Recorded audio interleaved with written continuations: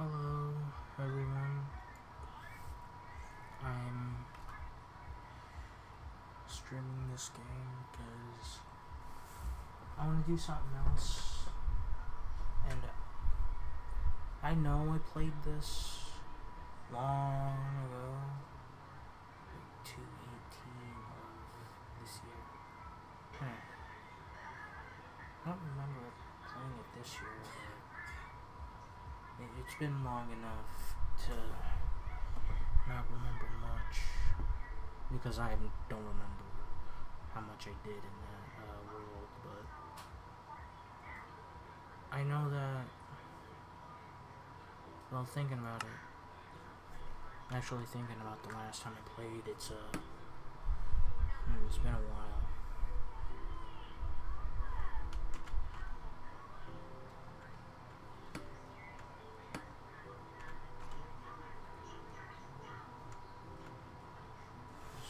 Calling it that.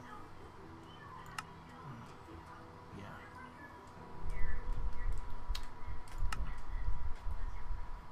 Just calling me a friend. Cause okay. Let me try that. Alright, I'm gonna actually try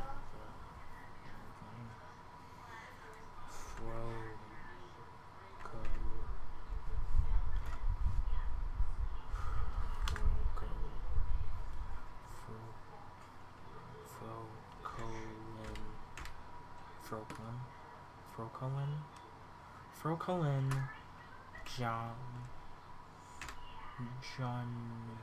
who, no, I don't think that sounds, that doesn't sound great. Frocolin,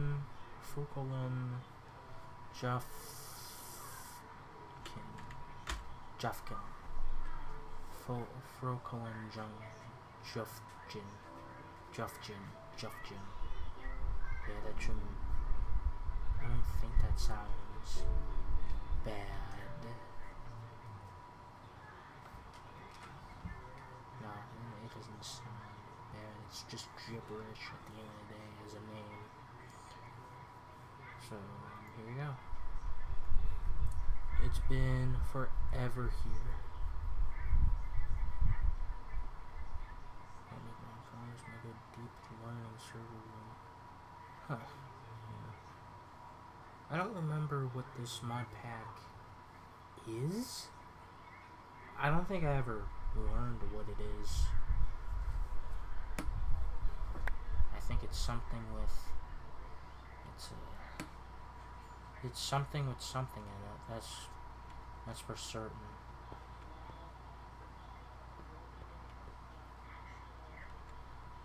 All I know is that you should just always look down and never, ever look at the internet.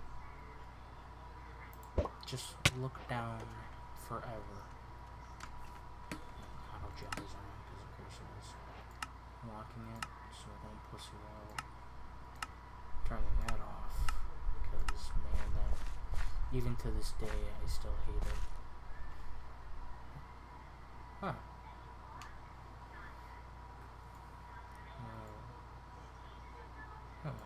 Yeah, I remember that, but I didn't, I don't remember getting it the first time, last time, but those are pretty important for over here. And what's the first thing I do again? Punch the ground, I think?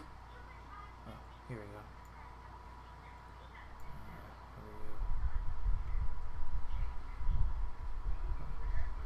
Alrighty.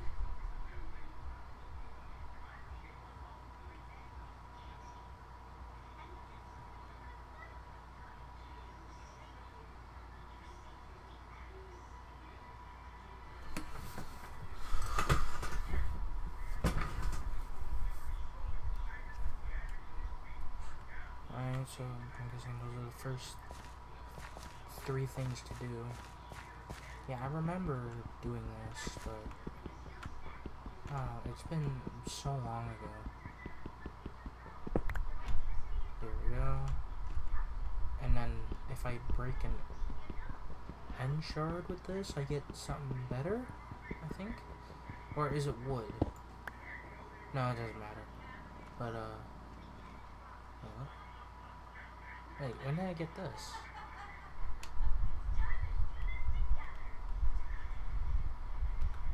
Wait, did I always have that?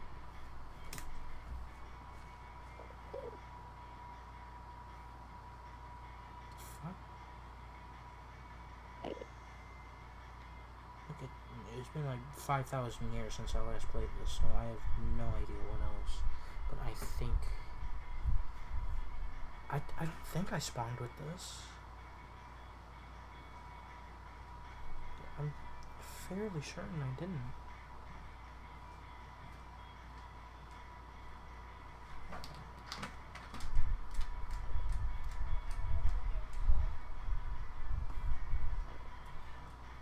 No, I didn't until I broke a...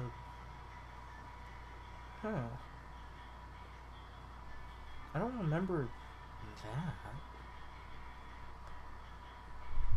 But whatever, I guess. Alright, I'm gonna go back to the audio.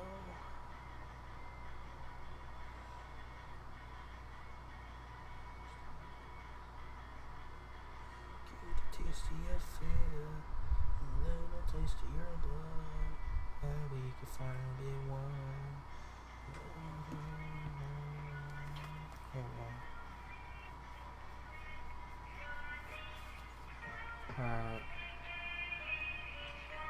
Now I got music. I could just continue, I guess. Alright, so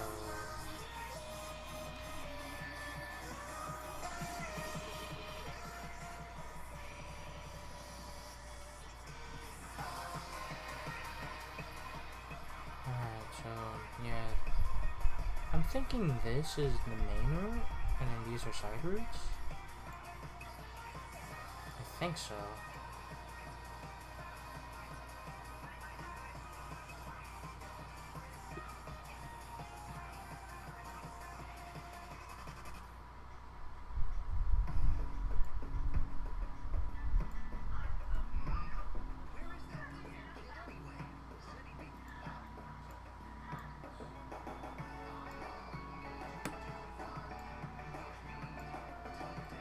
Alright, I'm gonna stop looking through,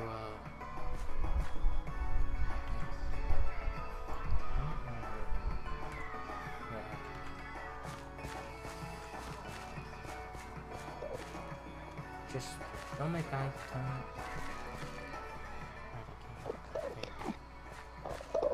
Yeah, just don't make eye contact and you'll be fine.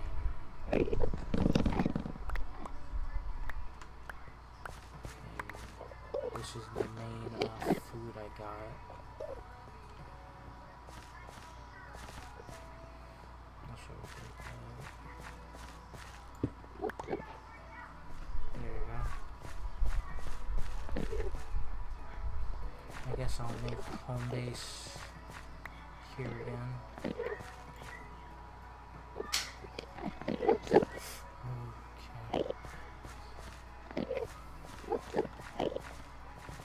And if I remember right, it's...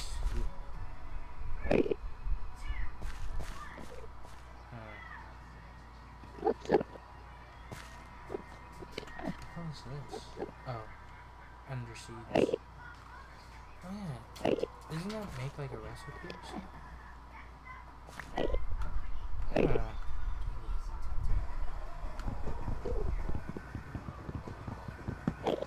And also, I remember that things coming out of the ground.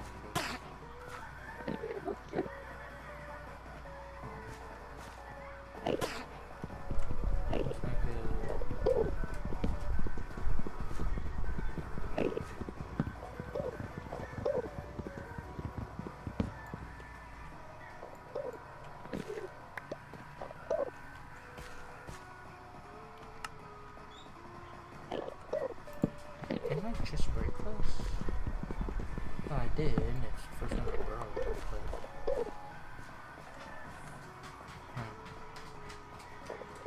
I'm not gonna use that yet. I see there's a couple structures over there. I think I've visited both of them before. Man. I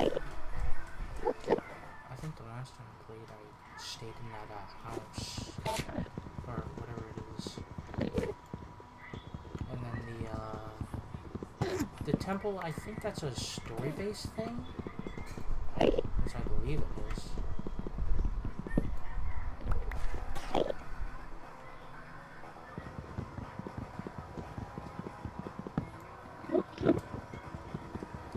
I know silverfish can spawn from here if I'm not careful.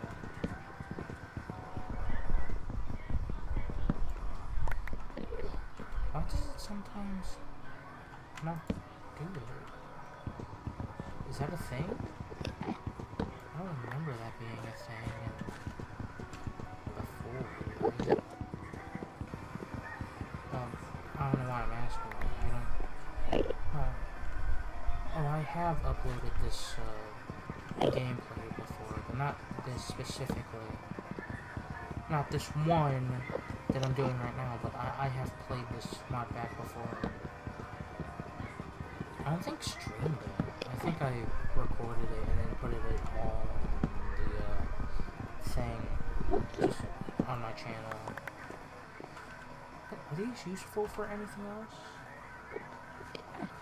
Other than just normal wood recipes again? Need it for the perk builder.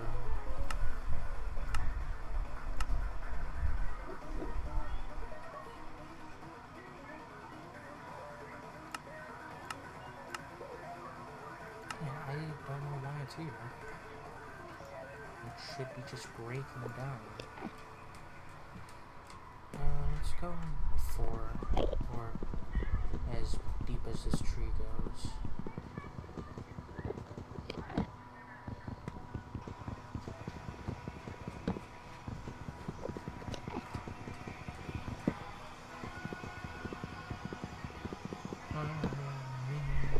So stay away,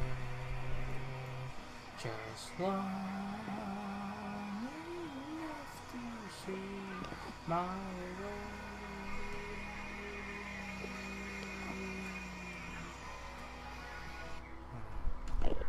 Yeah, there's a lyrics one I really like. I'll see if I could find it through the suggestions, but yeah, I think I'm just gonna go for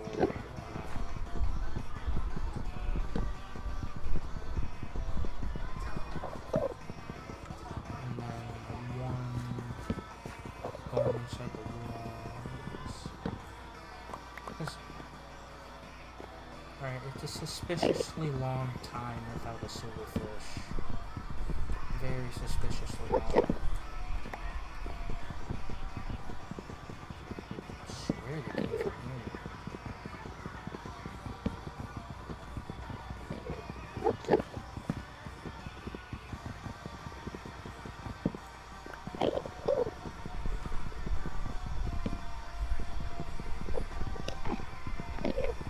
I'm making a home base first, so I don't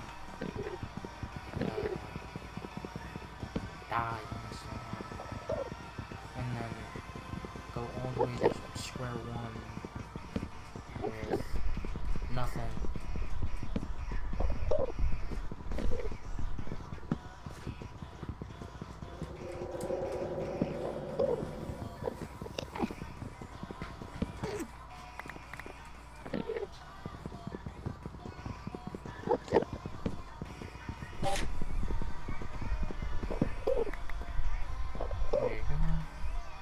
Here's a good home base for now.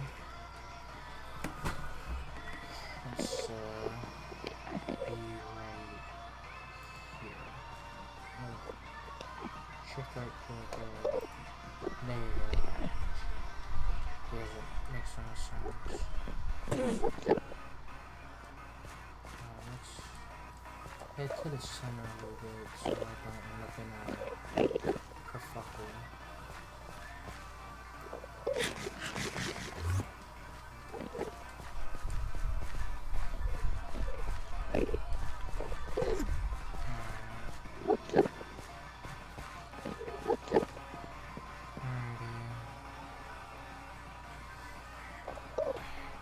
thing, dude. Alright, make a thing.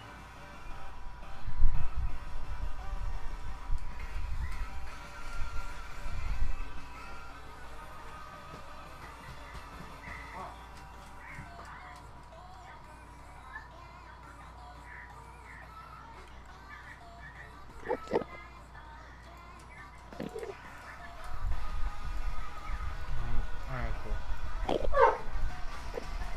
So I still remember how to do a couple things.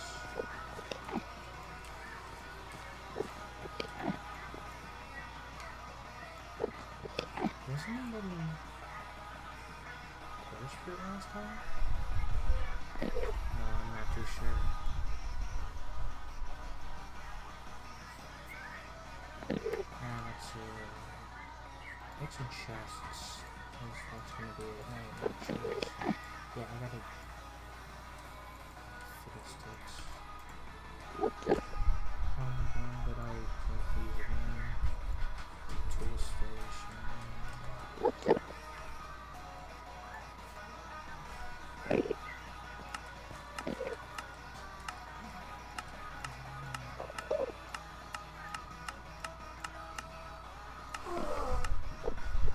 Do I need a full thing? No,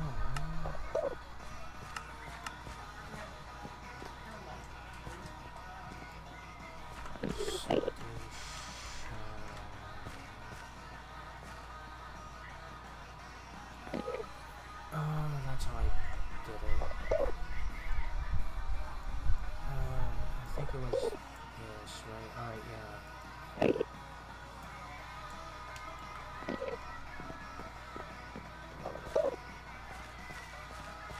So everything here is not the grandiose of what I need.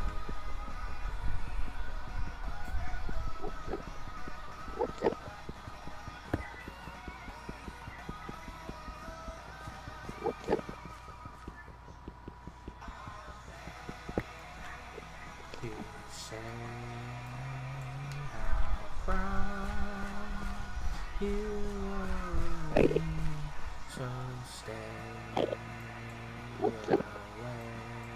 God damn it.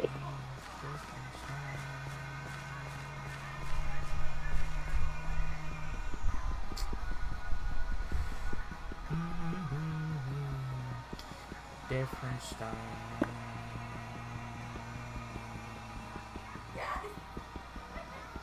God.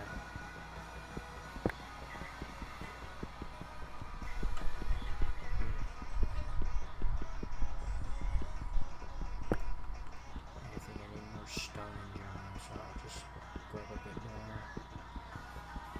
I know, riveting gameplay as always, but I'm dealing with it.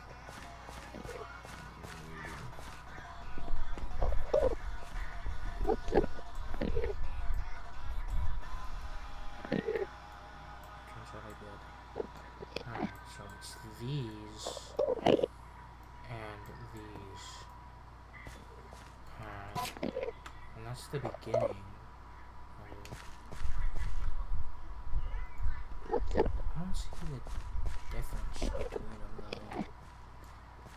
Well, I know there's differences, obviously, but... Wait, isn't that it? Tool station, alright. I think I'm not gonna play music, sort of say, like just random videos to fill in the silence. This ain't random, it's whatever, but man, this one is...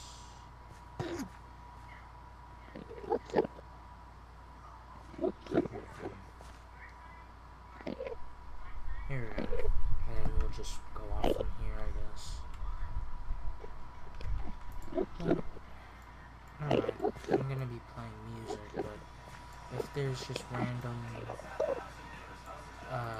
things, then they'll be here too.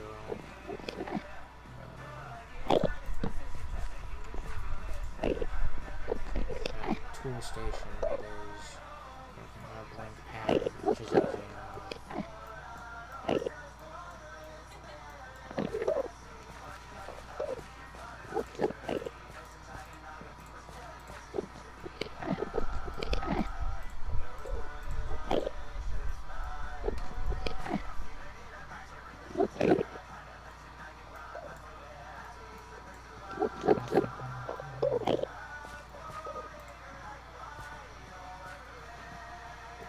There you go.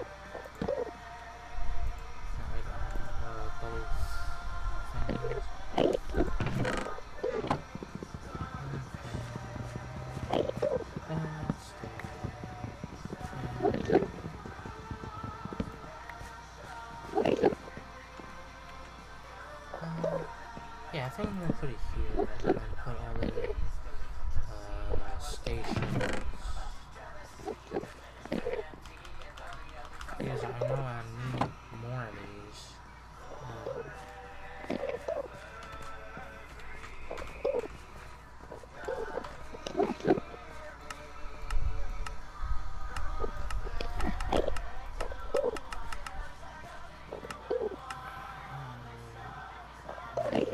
Stencil table, that's what I need.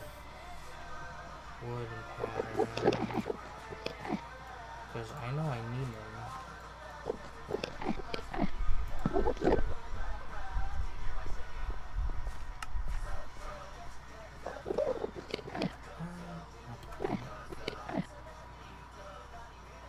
Pattern chest. Go up high. I think the first thing was good.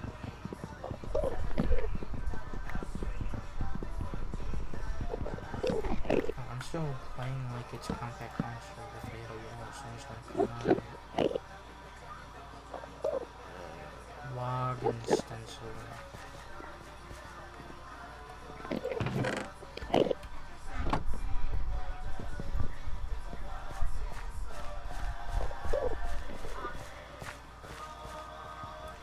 I think I need shards to break the wood. I believe so. That's what I remember. Might as well do the rest of these.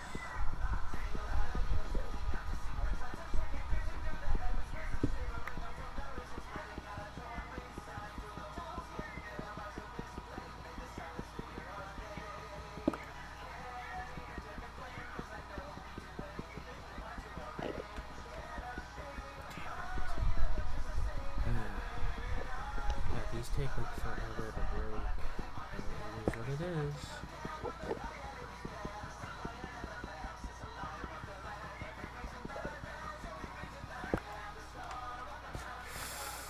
I did some stupid, but thankfully I'm not punished thoroughly for it. At least not yet, anyway.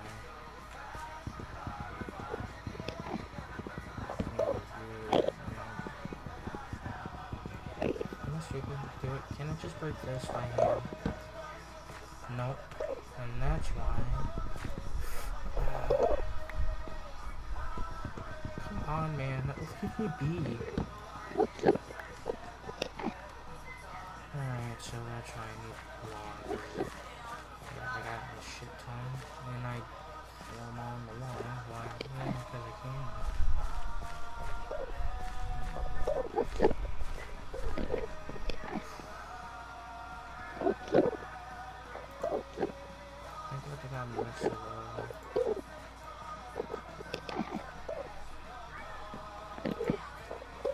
Park building, stencil, table, police station, I think those are the essentials, other than pattern chest and part chest, which is just parts really, and then tool forge, those are different things.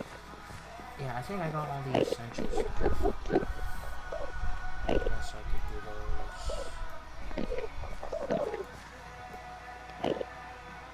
Yeah, it's not gonna be painful to make them. I think it's pattern chest.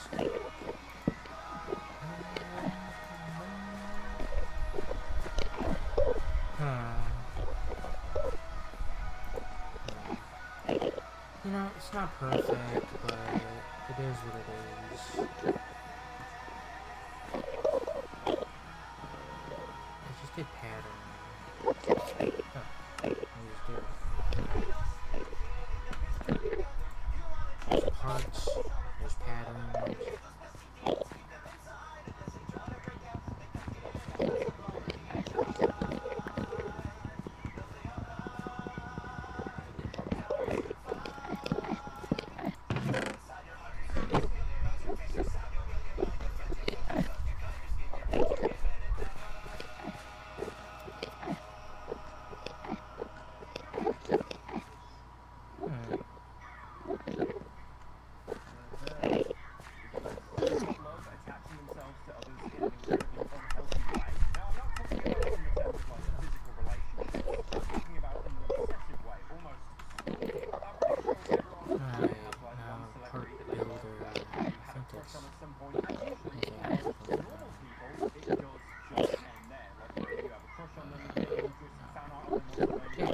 Extensions first. What am I doing?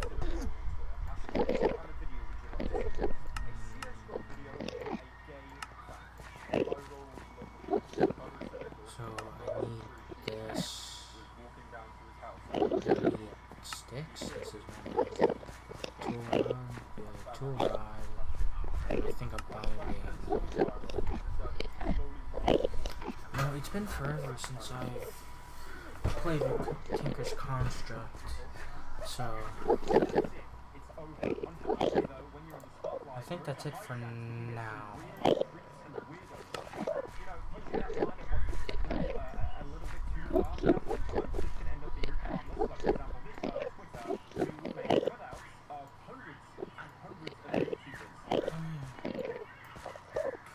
I don't think wood would cut out wood anymore.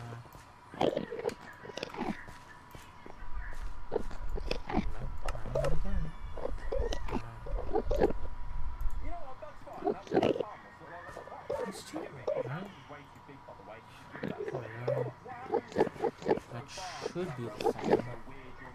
And then rods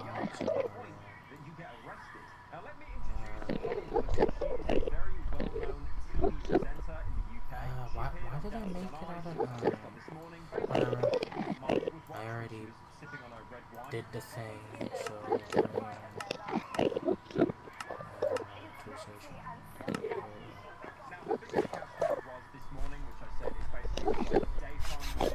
I don't know why I made the binding out of wood, but whatever. Oh yeah, isn't ecological like heals itself or something? I think.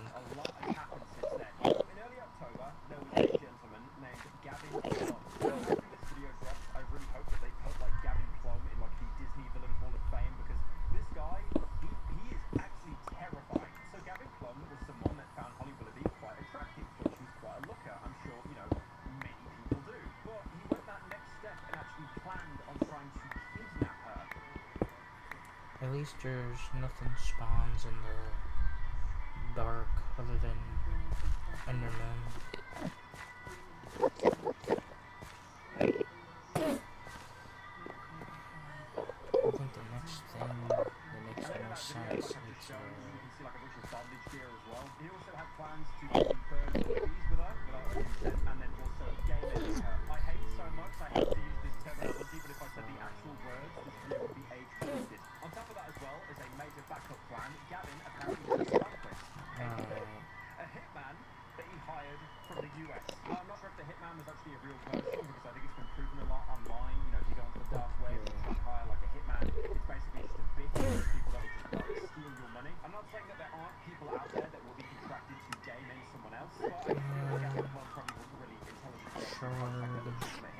just did.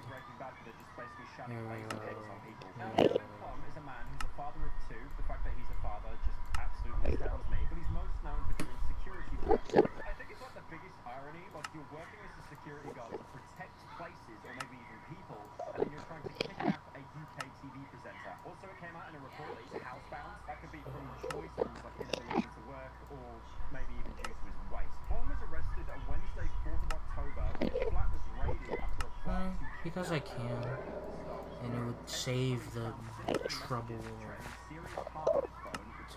make them later. Already dead. Already dead. Had also contacted a hitman in the US, David Nelson, with this hitman being set to fly to the UK next week to murder Holly. One had already arranged flights to and from the UK for such a family. It's all actually started to come to light more in fact as well that he actually travelled outside the UK to get the trial started. Brave statements only on this channel, but I think this guy is obviously incredibly mentally ill and needs serious help. But that being said, there's more that he's done. This isn't his first conviction. And surprisingly, not even the first time that he's thought about kidnapping. In 2006, there were 2 women on the train that he tried to force off with a fake gun. And then in 2008, he tried to tie up 2 teenage girls.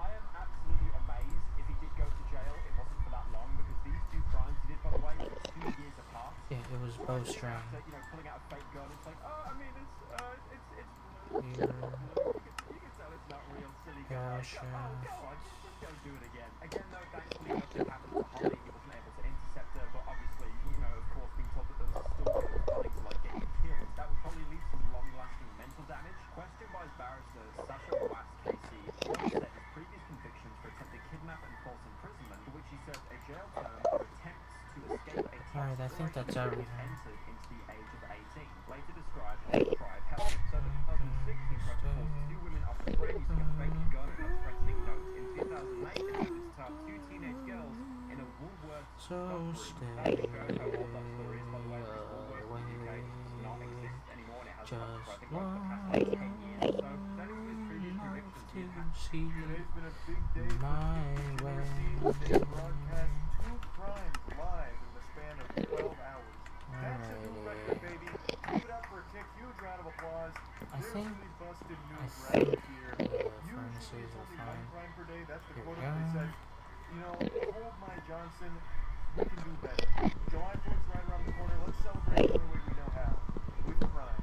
It's a monthly platform that's kind of become Kick's entire brand identity. It's basically like this quarantine zone for unhinged weirdos. So it doesn't connect to that, but it does. It will connect to this. Basically set it up like zoo That I exhibits where remember. edgy middle schoolers can go in and hold boulders at the glass and they laugh at the fucking clowns on the other side, giving themselves for a couple of extra viewers. Anyway, found we're it. gonna focus on one of the crimes from today for this video. I might make a follow-up for the other one.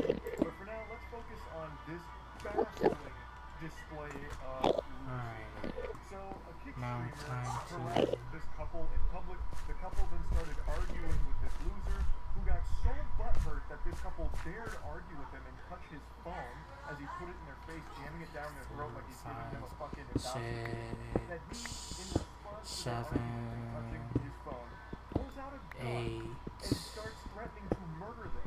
He says multiple times that he's willing to blow them away. He's ready to kill these 2 in cold blood because his feelings got hurt that they insulted him after he started shit with them. I love the POV for Manchester and crime. It shows the real you. You gotta appreciate the hype of all the people on the art. Who's gonna stop going?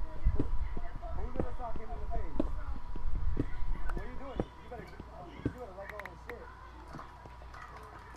Not taking any chances with it. They just keep calling this woman a whore. So he went up to her, Yeah, he no, started it's the insulting same them, shit. and then the chat was like, whore, what a whore, look at her, there's a whore around. Hey, anyone else just sneeze? Because we're allergic to whores. That's like his whole chat. Great community he's fostered here, and that's how about part of the course for this kind of content. You can even call it content. All it is this guy trying to turn himself into a famous punching bag, but he's so fucking sensitive he can't even play that role well. He can't even get a kill. So the second someone challenges him, like No, here with stop, something, man. like insulting him and I'm him, like, not slapping doing his that. phone, he snaps and brings out a gun. Alright, that's clean. No.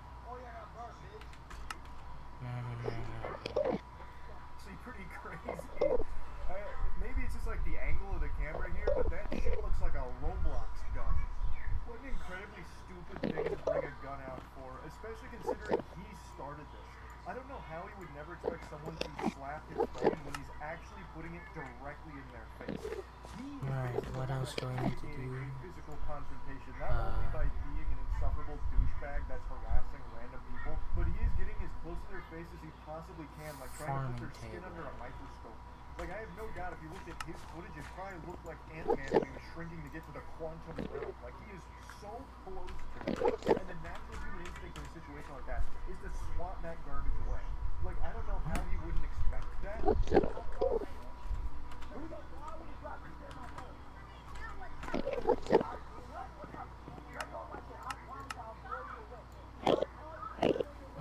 Trim. How do I make a trim? How do I make a trim? And sticks. He even goes as far as to say that she touched us first, as if he had nothing to do with how this whole thing started. It's her fault. She's crazy. Someone help. Crazy lady. She hit my phone. So I'm going to kill her. And it's justified. I feel threatened. She hit my phone, so I'm gonna start shooting. Alright. It is 100% his fault, and he is 100% of Do I use this for anything else? Well, upgrades and people that you just harassed and are now willing to kill because they dare to argue with you and touch your phone that you were shoving in their face. You are yeah, I need two anyway. Hey, public property. Public, you're dumb. You're dumb. You're dumb.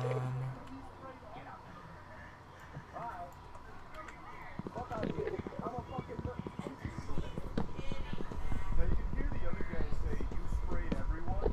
So I'm thinking what happened here, based on the rest of the clip and also the events preceding it, one of the people on this goober squad, the fucking goof troop here, actually maced the couple.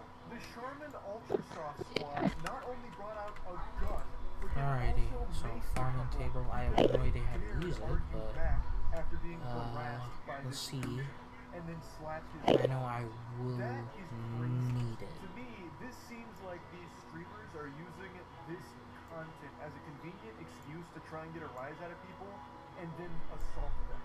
So they bring mace, they bring a gun. I bet they also have fucking taser too, maybe brass knuckles. Like, what else do they bring here? A fucking golf club to go Last of Us 2 on someone? It really feels like they just want to hurt people and they're using these pranks as a vessel to maybe have some way of doing it and trying to argue that it was self-defense. Like, oh, they just reacted really bad to our prank, so we had to shoot them, or we had to face them.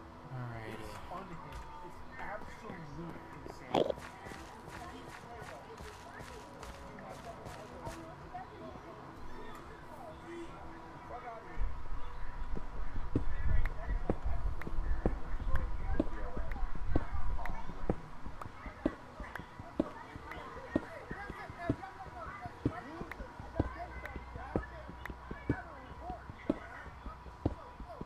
The delusion with the statement this guy just said, it was like hearing the brown nose. I almost shit my pants. It is so unbelievably, unfathomably delusional. My body just had like an actual reaction to hearing it. He said that they started it, the couple, and that he's recording it, dumbass. Brother, this is incriminating for you guys. You have recorded your own crimes here. You're doing the police's job for them. This is not going to make that couple look bad or look in the wrong. It's you guys. Don't talk to them. I'll blow you away.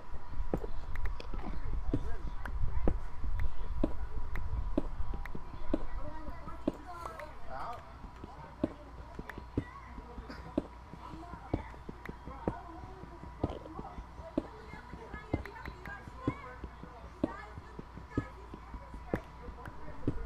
Your boyfriend's a bitch, says the guy that just pepper sprayed them. He panicked because they dared insult him and argue back, so he went into his fucking toy box to pull out every little gadget and gizmo and doohickey he could find. A gun, pepper spray, it's crazy. They got crazy as fuck for no reason, LMAO. Bro, I got your shit. She got your dick.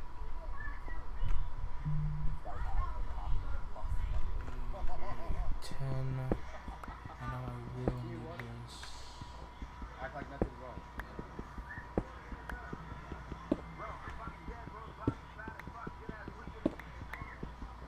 Huh? We all do this shit. Wow, what are you gonna have?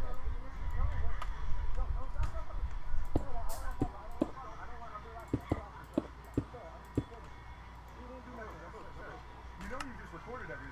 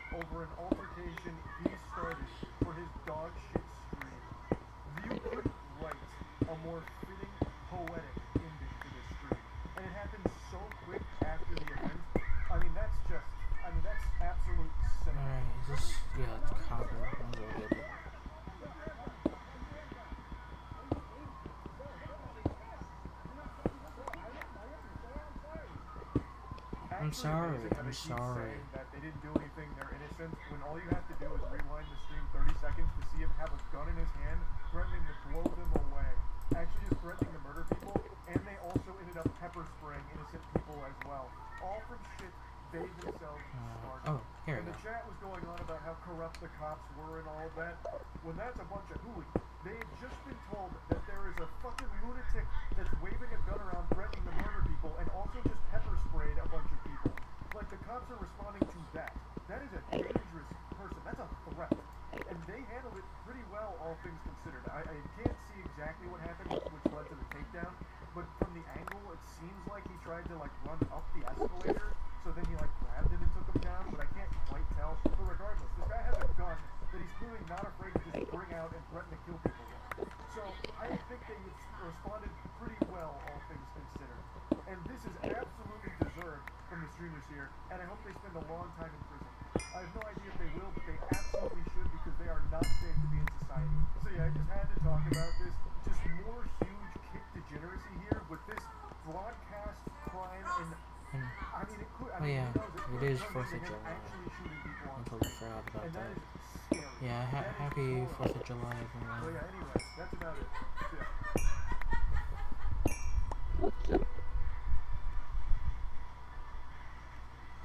If you've been getting spam texts like these, it means your data was probably leaked online somewhere. Now, most of you can probably Yeah. That night, he took it down. It's like I couldn't care anymore. Like, No, this is a tough one a bit later. everybody's got Mark everybody's Rober- shit. Mark Rober But, one like, it next. doesn't even matter anymore. I had 100 cockroaches here, and I froze them with this James Bond-style contraption that turns the small screw and forces them out after a specified time delay. And then I put it in the lunchbox for camouflage, and then I release them in this office. And you might think, Let's go. that's not very nice, Mark. Some people are afraid of cockroaches. Trust me. Cowards are afraid of cockroaches. And that's exactly the point, because this isn't just any Use office. of This Nebula. is ground zero for all those terrible call centers that scams people. I know it wouldn't matter in the long run, about but inadvertently stumbling I'd rather have it clean enough, you know? I said we were going to glitter bomb our way all the way to the top, even if it meant taking the spike to the other side of the globe. And so after a year and a half of planning, I'd we say infiltrated not one, expand the not room two, by not at least three, one, but and four then different we'll, scam call centers. As you We said, released cockroaches, damn. smoke bombs, stink bombs, glitter bombs, and then of course we hacked their CCTV so we could watch the whole thing unfold in real time. So buckle up, because this is the one. That's what I like to see. And please watch to the end, because there's something you can actually do to help put the nail in the coffin of these 4 massive call centers. Now, why would we go after this $20 billion scam industry? Well, we're due to probably 60 million for people call center lost money to scams? scammers in the past year. But more specifically, Yeah, it we're doing it is. for Bessie. You might recall from my previous video when I detailed exactly how one of these scams worked.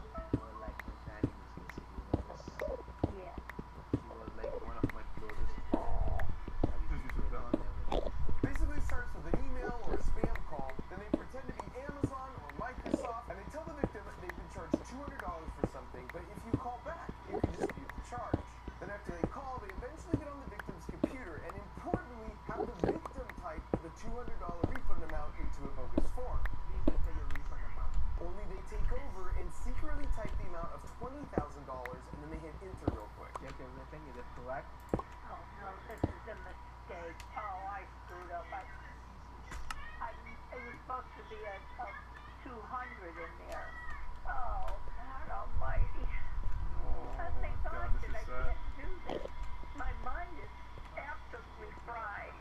Take your account. Did you need to Man, I Then they hate take her to a scams. totally fake I just hate them. where it looks like because of Bessie's mistake, If- they just sent her $20,000. If they were all just instead of dragged 200. down the hill, I wouldn't give a care in the world. I'd be celebrating. Yeah. This is fun. This is good.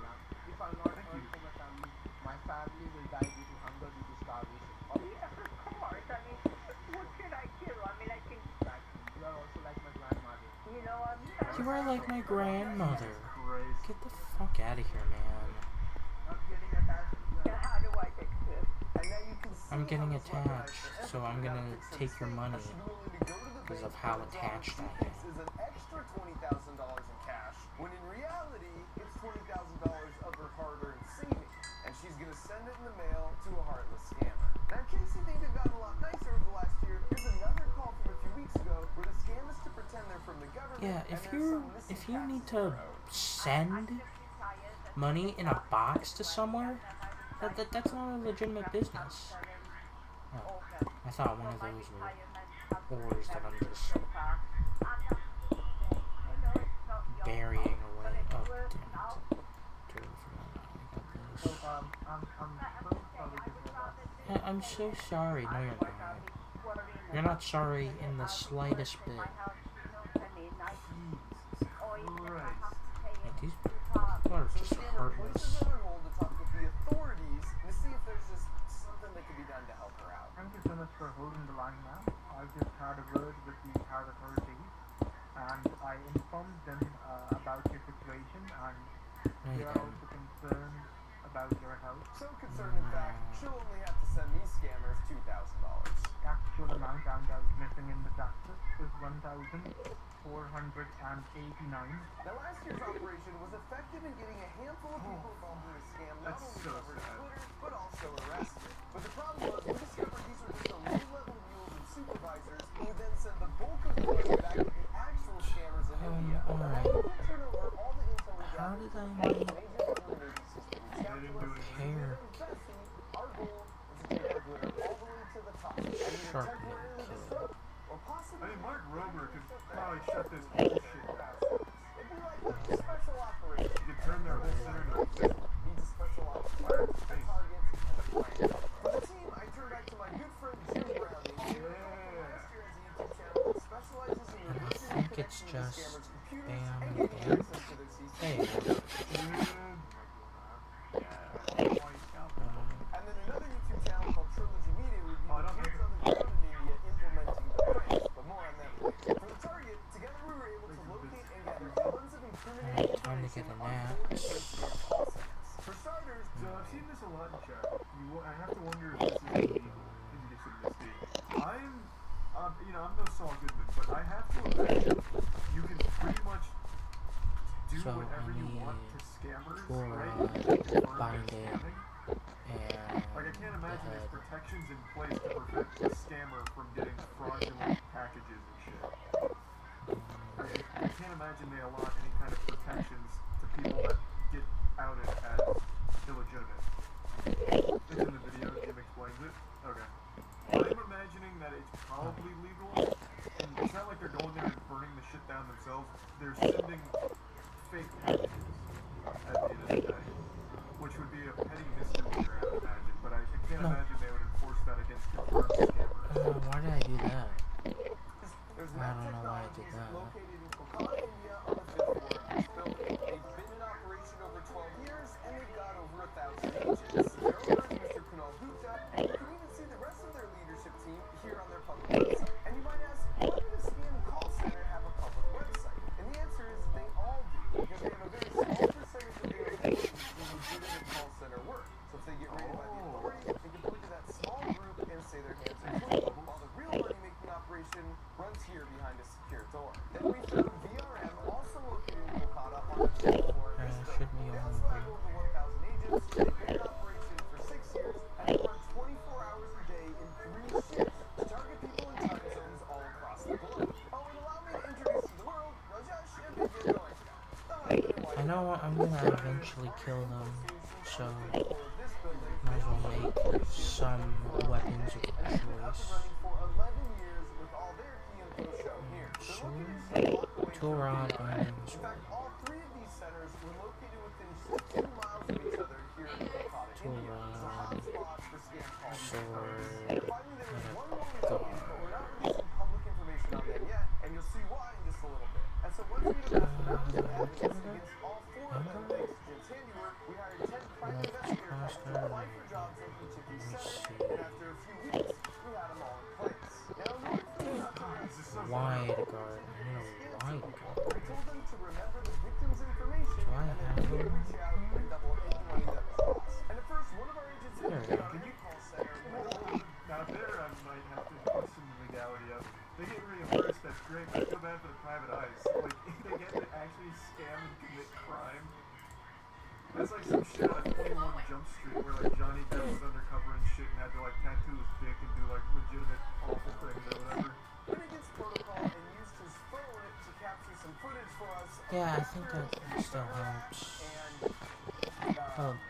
whatever this no, is, but but they must it have seen keeps filming with this the. photo on CCTV because the next day, some of the security team showed up at his house. Now, luckily, his Sure. roommate didn't lie and say he wasn't home, and he was There able you to go. escape through the back alley. But they stayed out in front of his house all day and later sent this message saying the director wanted to speak with him and they would pay him handsomely. And of course, he didn't need to be scared. They were just simply curious what kind of evidence he'd gathered against them already. So from that point on, we reiterated to the remaining 9 until I really rolled like a sleeper cell until we were ready to activate the plan. And speaking of the plan, now that we saw what we were up against, we knew we'd have to Alright. involve Q modes. I know Ecological can naturally Which is why the story heal really itself. is just a water That's bottle. what I remember. Kind of. I mean, it can function as a normal water bottle, but if you need unscrew a just this manual. portion of the lid, it reveals a trough. And if you put military-grade putrid-smelling stuff in that trough and then screw the lid back on fully, it creates a perfect seal and you can't smell anything. But then at the exact precise moment you want to release a cloud of death, you just twist the lid like this, allowing the smell to escape through these holes and fill the room. How effective could that possibly be? From looking at the CCTV footage, Very. although they allow them to have water bottles I in their know that decks, from so they'll be able to experience. slip past security. Very. Plus, no one's going to suspect that that's the origin of the smell. Next up, if you take some hand soap and then just I've never smelled something so bad I wanted to puke. color we used on the devil's toothpaste Oh, tube, you had it. then when you wash your hands, it will leave a stain Yeah, for just at need to least a walk day. into the bathroom. Probably We leave this in the bathroom. As a bonus, we'll learn exactly Is what there a does manual? and doesn't wash their hands. This next one is the most simple, but also perhaps the most effective. You take a box of Sudafed and then print out and paste on some of these labels and convert it to a box of Viagra. Then importantly, you add the name of the box Box of of the scam Viagra. call center to the Huh. box, like it's his prescription. And then you leave it in the bathroom next to your Rousseau. Next up is that custom-built box that can store cockroaches in. So after a predetermined time delay, the microcontroller will trigger the stepper motor. It feels like something out of Codename Kids Next Door. That means if you discard it in your lunchbox, then nothing happens until the How do you timer make the expires. manual? And then suddenly, you get a bunch of cockroaches crawling out of the lunchbox. Although you can put more than just cockroaches in here. And some other ideas we had were bees, because we heard Of course India there's has an some engineer. species that don't actually sting, as well as possibly rats, because we already knew from looking at the security footage that once released, the rats can make themselves right at home. And using the lunchbox for camouflage is once again a strategic I think it's choice, just because a we already knew book from our and research some that notes, they always right? make it past security because no one actually checks what's inside. Next up, I love the idea of the Alright, chaos that looking could result if you set off a cool. smoke bomb. But we were concerned that might be Here we crossing go. the line if the room was Materials too in small, the because enrichment like tool. glitter bombs, I want So, everything I do to be patterns, exciting, but at the end of the strings, day, paper. relatively harmless. Paper So instead, is we going found to these be microfoggers that are basically like a massive bit vape hard pens. to We also get, noticed but motorcycle helmets were allowed onto the dungeons floor could to pass help. security. So the plan was to put it inside a helmet like this, and I then think it also terminates that's, itself based on its height. And finally, as the PA stereo system, we're going to deliver them a package. Oh. So this isn't an ordinary Yeah, that's why I need to It's kill Glitter Bomb it. 4.0, Because of that. which of course, as we all know, is equipped with a pound of the world's finest glitter and an uncharitable amount of fart spray. Hey, we're totally going to. And so now that our team target and plan were in place, So, I know where to go. it was time to advance best finish and that execute the special. Well, I'm not too Step far one away, was so getting the Trilogy Media guys doesn't all the way really to India, matter, all the but- contraptions to store security in their luggage. but Indian soil. Now whatever it safely on is. the ground, step two was to Botan- go pick up those Botanian? stingless bees that we could put in the lunchbox. Yeah, But I once they needed arrived at the these for newspaper, other they found out you things. can't just take a few bees, but you have to take a whole hive. Oh, dude, no. They're gonna get out. Also, apparently, there's no such thing as stingless bees. Oh my god. So we put it up. Yeah, that sounds about right. To open-air markets, where we could at least secure some rats. By the way, the Trilogy Media YouTube channel is composed of Ashton, who's a former magician, Is this and a lot? Peter, I'm who not too played sure. professional basketball and a wrestler Huh. for 8 years. They're just an incredible group. And speaking of incredible things, this is a Well, big it's another chest to take, so I'll take it. Someone give me a little history on the Trilogy Media. Why would Mark Rober and Jim I'll just choose need them it. to be the boots on the ground? Just because they thought it'd be That's fun. The Magician I could see because he'd have like sleight of hand and shit. He'd be able to get the devices in there. But it's just like it thought it'd be cool. Oh, they target scammers too. They do scam baiting. Okay. Didn't that make sense? Makes the research athletic. Mark is so cool. so freaking lovely. It's true that nearly every scam company originates from that country, but everyone in India hates these scammers too. They are a tiny, tiny fraction of the total population, and no one wants to be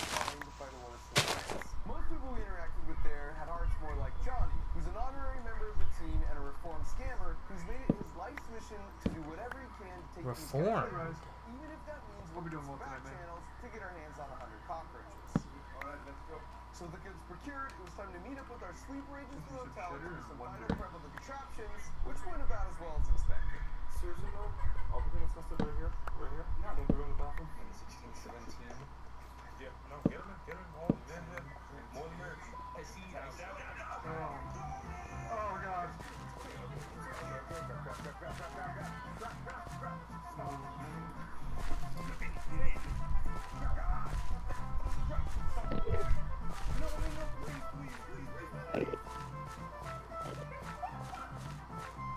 Okay.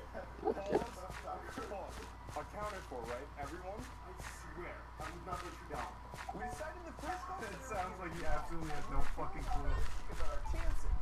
My man. With our special operation received its first major blow. So apparently there's this WhatsApp group that 55,000 scammers all across India belong to, so the different scam call centers can communicate with each other. And because Johnny was still a member of this group from his former days, he saw this message pop up. Two of us in the town of Kolkata have seen cuss word trilogy people. We followed them, but the driver drove the car very fast to the Salt Lake side. There was 2 Indians with them, and they were shooting a movie. So apparently some scammers had recognized Art and Ashton at the market as the Trilogy Media YouTube guys. God They damn. started a lot of scammers in their 5 years making videos. Now thankfully, just out of habit, Johnny was driving in a way that would make it hard for anyone to tail them. But they still were able to pinpoint their hotel location within about a half a mile. But Oh god, holy lord. might be there working with the FBI, so I request all of our brothers to have an eye in Salt Lake. So whenever you see them, you shoot them. Which was super devastating, because it seemed pretty clear to me that we'd have to scrap the whole operation, because while the mission was important, it wasn't worth anyone getting hurt. But when I brought this up to the guys, they already discussed it amongst themselves and decided this was a cause they were passionate about, that they were willing to accept some risks. That's Giga Chad. Holy shit. Step a foot outside of my God. And that's when the second major blow came. Because apparently the group text warning spooked the call scan center so much, they just changed up every That's why. and they were planning on moving all 3 of our super agents to Oh my god, god damn it. Twice?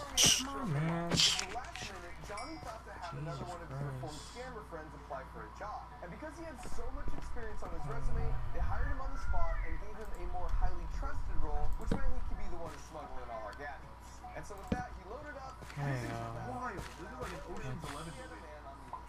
But they're not stealing I'll take that better. like a Is it reverse burglary. axes that they come out? Oh, hopefully First not. off, 90% of the victims are 65 years old or above. Sounds about right. Understand that. I don't understand all of this. They really only make calls during the U.S. working day hours and not on the weekends, because that maximizes their chance the person who picks up will be retired. This is why you never get scam calls on Sunday. They don't have anyone who's working the phones. In fact, many of them have an outside phone. One, if you're over 65 years old, if you press anything else, it just hangs up. The most common scam is the Amazon refund scam, but they also pretend to be Microsoft, McAfee, Norton Antivirus, the IRS, your bank, and on and on. It's always changing, but it's Who also has often a- something you've heard of to try and build trust Who's right out holding the a gate. thing? If you want to know how much they make, Tier 1 well, Zelda. that information unfortunately is securely held on the boss's computer, so we can't get to it. Although, I suppose if you had access to the internal cameras, you could just watch the boss type his password, and then you'd be able to access the master tracking spreadsheets, which is what we You just did, need one. and how we know. Man, imagine running like a tech scam business and you type like this. Jesus Christ. His password. It's like he wants me to know his password. Master tracking spreadsheets, which Alright, is there what you we go. did, and how we know. Jesus Lord. Alrighty.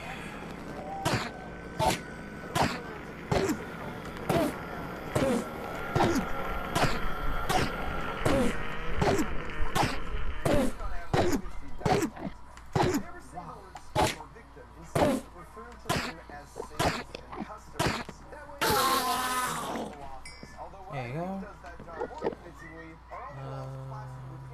Fuck it, we'll go for double. Oh, not both of you, but.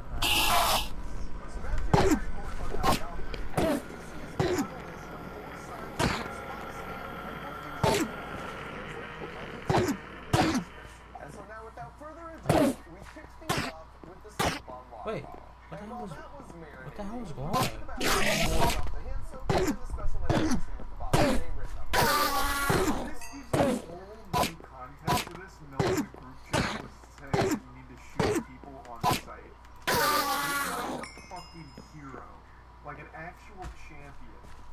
And Like then little I life and throw it death here in to do for these little pranks. an infused But iron I chunk. guess it's more than a prank because it's also exposing him to call center to get the call centers taken down. And I guess spoiler alert, when I went to take a piss, I was on Twitter and I saw Mark Roper gave an update that one of the call centers featured here did actually just get shut down. 15 of the higher ups got arrested. So like there has been like legitimate good change coming from it.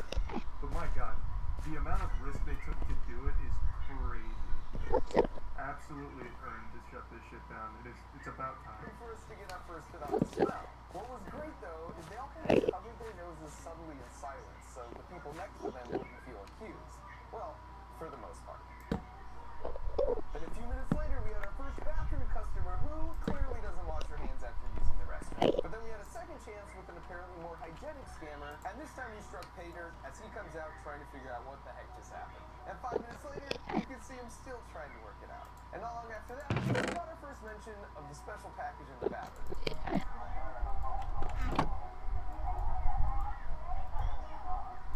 Oh, they're just having fun. Oh yeah, I'm an idiot. But our agent told us they were laughing and wondering how the boss could possibly... That's a pretty cool hand tattoo, I'm not He gonna certainly lie. doesn't feel too far off brand, given he uses this as his profile pic on Facebook. Jesus Christ. And at this point, our agent clicks and then I don't know why I triggered did the timer that. countdown on the You might have accidentally just left the Viagra in there. So we can now safely Not even part of the prank. Oh. You okay? Safe. And since they, of course, have no idea what's about to happen, they're still just casually talking about the bathroom. And then a few moments later, the first box's must have triggered, because this guy notices a cockroach and nopes his way out of there. And then he's quickly followed by the second. And I love it, because now you just randomly see cockroaches start coming in frame. And so now that they know what they're up against, they call him the Let's reinforcement. go. But it looks like he missed one. Or two. Or three. Actually, four. Then scratch that. 5. And then as if perfectly on cue, after the mop guy finishes his cleanup, the smoke begins. And this causes quite a commotion and draws quite a crowd, and it takes them a while. They're eventually able to pinpoint the source of the smoke and gingerly take it out of the premises. Followed soon thereafter by our rat friends. And this is possibly my favorite clip of the whole night, where you see a cockroach lead the way and wander all around as they argue and try and make sense of what in the world is possibly happening. And by this point, you can tell the boss is pretty sure they're under attack, but just to remove any sense of doubt, we sent them one final package. And they almost opened it right there, but I guess with everything else that had already happened so far that night, it took it down.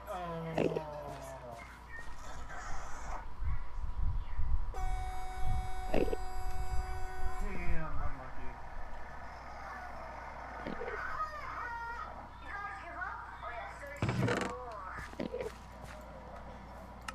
Yeah, in fact, there's 4 of them, and they're uploading this footage as well.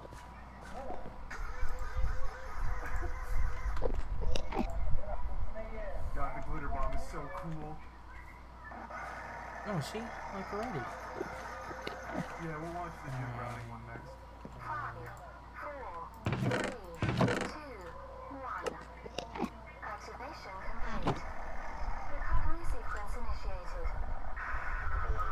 God, this is so dank. Jesus, holy lord. Alright, now to get the thing. Do some Kaylee's.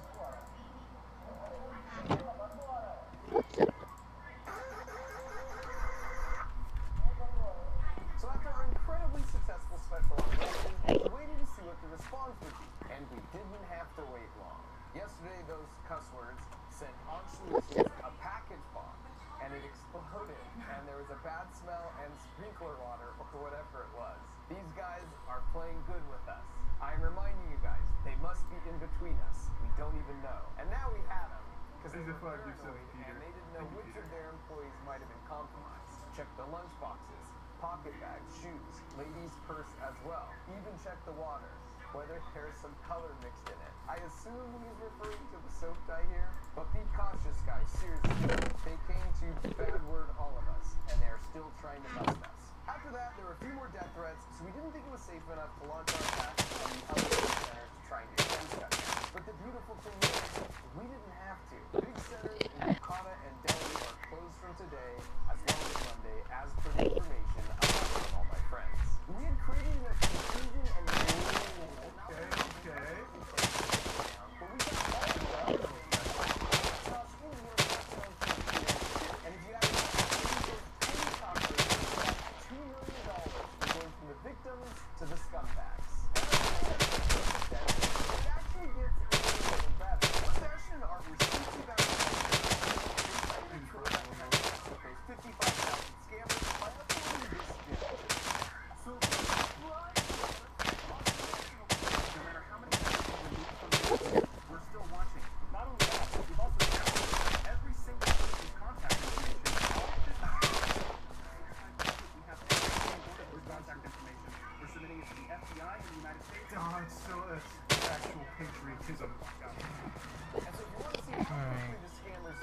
removing themselves from the chat group, as well as a lot more details of all the work on the ground over in India. You should go check out their video.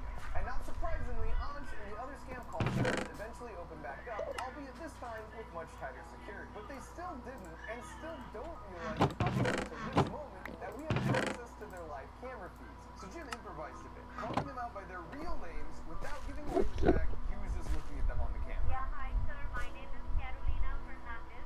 I am calling you from the Microsoft. Oh, hi, Priya. Hi. Who are you? I'm a ghost. Yeah, I don't know You know what. my father's name. I don't know, but is your father proud of you? What you do?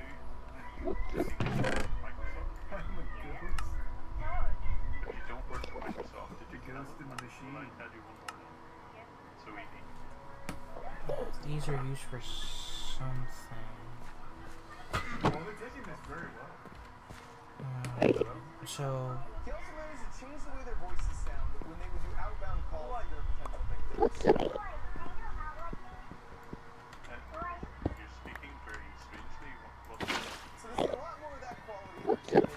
Check out this video. So after all, Oh, I will. I love we're Jim. sort of in a good news, bad news situation.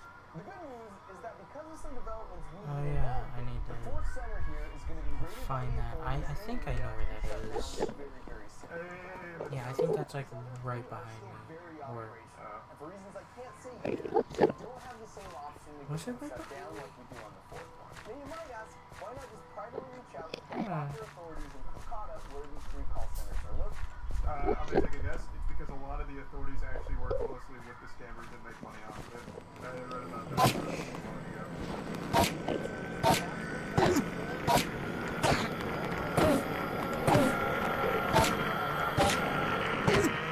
So what's that? Well, as they say, sunshine is a great disinfectant.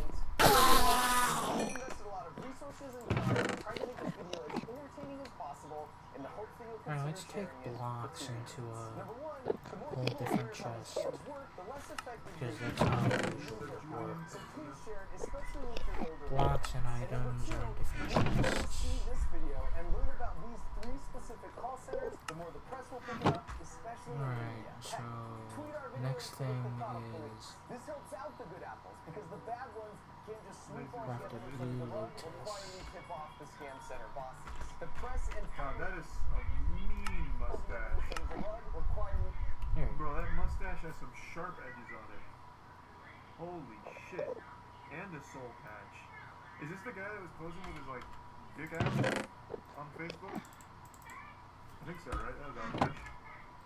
Tip off the scam center bosses. Wait, is this The yours? press and public can hold them accountable. We've seen this tactic work successfully in the past. Here And we we have mountains of evidence against all these Is scam this, centers. If you are with the press or a law enforcement agency, send us Oh. an email to callcenterevidencepack@gmail.com and we'll share everything we have with you. If you Other combine types of them, secret these three shoes. centers have been in operation an astounding 29 years, and they're still scamming people of their life savings to this day, even right now as we release this video. So let's see what we can do. And depending on exactly I don't what think we happens, need I'll either post a follow-up video here on Let's my just do YouTube channel one. or on my other social channels. So There. subscribe and all that stuff if you want to stay in the loop. Glitter bombs and coffee. Yeah, I heard about the Starfield delay. But our best chance of working together to shut these guys We down could for return good back to or that, shine the light to but foster what else are they for? Thanks for your help. Now let's make that. God, that's so good. I love that shit so much. I want to thank NordVPN for their support on this video. I I've always been want using the their ads, service right? myself for over 3 years now What because they really is are that? the best. With Nord, you can surf the web anonymously, your location stays private, and Yeah, we're gonna watch the Jim Browning one because even though I'm not And a then bad probably. guy, Yeah. Oh my god, this was such a Refresh. crazy day. Elon Thank you Musk, for sharing. Microsoft's Bill Gates, just some of the And big enjoy. names targeted by con artists. Oh god. And I made a video about it because it's literally a RuneScape It's scam. just like doubling money. storage for doubling mana. GP and Varrock Square. I'll trim your rune armor. Guessing that's what that And it is. worked. The scammer got a lot of money. Oh yeah, Obama was also got all of the big ones, and apparently made off 4.1 million, but got caught. I never knew they got caught. I thought they got away with it, so this will be a really interesting ride. Does this turn into anything else? No, it's just wasted a durability because of the shoots and Oh, I birds. fucked up. And all of a sudden, they're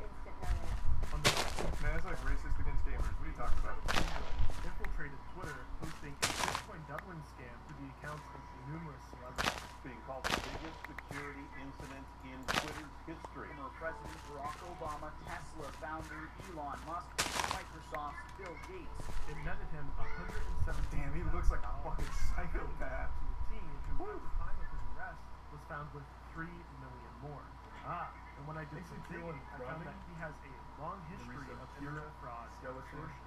So today, I'm going to tell you the untold story of Grant, how he went from stealing thousands on Minecraft to robbing millions from CEO hedge fund types to getting involved From in homicide Minecraft to and big eventually crime. getting greedy and hacking Twitter. Story as old as time. This is going to be a wild dive into the seedier sides of the internet, so buckle up. So, I'm yeah. surprised you didn't start in RuneScape. That's where a lot of scams started. Channel little shit, you get 0 views. I'm basically a fucking channel. You might as well say open makes MC, bitch. Come on now. They work together and they scam Minecraft tapes, like they sell Minecraft tapes. It's a scam. Yeah, Minecraft really is a gateway drug to some degeneracy. Off Minecraft. I know you're Dawson. I didn't know maybe TV subs River. TV subs have it. Thank you, have it. I only believe it because of Why don't you his subs YouTube channel. He has subs that It's actually ridiculous, some of the stuff that Grant got up to in 2016 when he was just 14 years old. But most of all, I found that this era of his life really highlights something important to This his is based on Fryload. Grant was running what was a rather large YouTube channel for the niche that he was in. He was doing videos on a Minecraft game mode known as Hardcore Factions. And in his videos, he was extremely charismatic and charming. But underneath this act, he was really leveraging and taking advantage of his audience to scam them for money. And worst of all, when exposed, he would show zero regard for right and wrong. He literally didn't care what other people thought of him.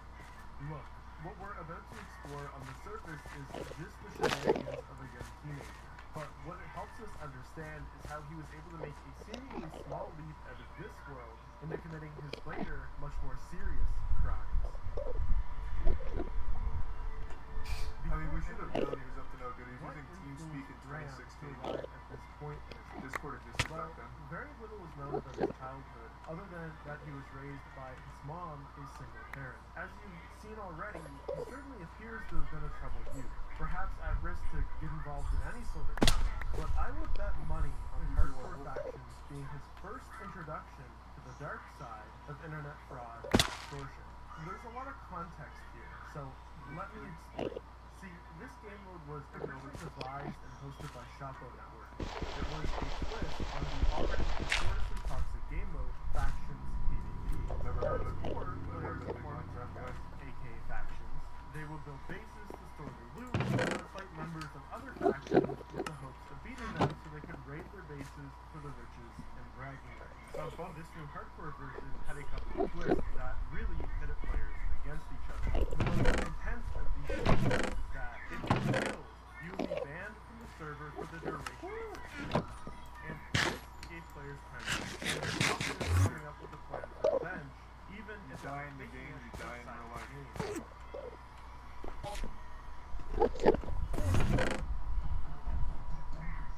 Thanks to Big Havoc and the resub During journey. this era, Minecraft cheating clients were becoming extremely popular due to grieving Maybe not tonight tonight. and glamorizing the destructive But I do nature. love it. And Hardcore Factions was no exception to this.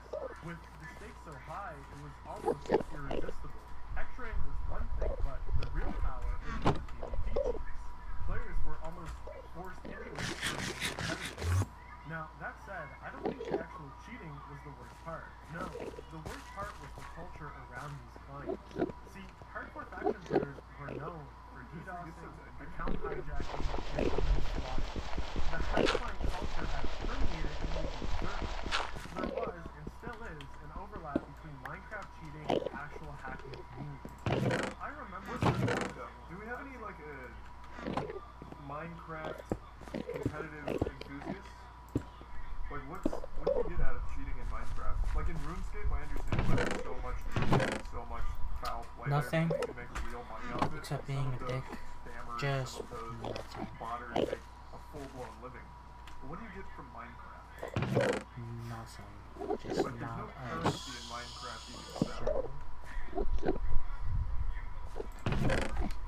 Just cloud. I'm number 5 in the world in Minecraft. He's gonna come in here and tell lies like that? Gonna lie right to my fucking face?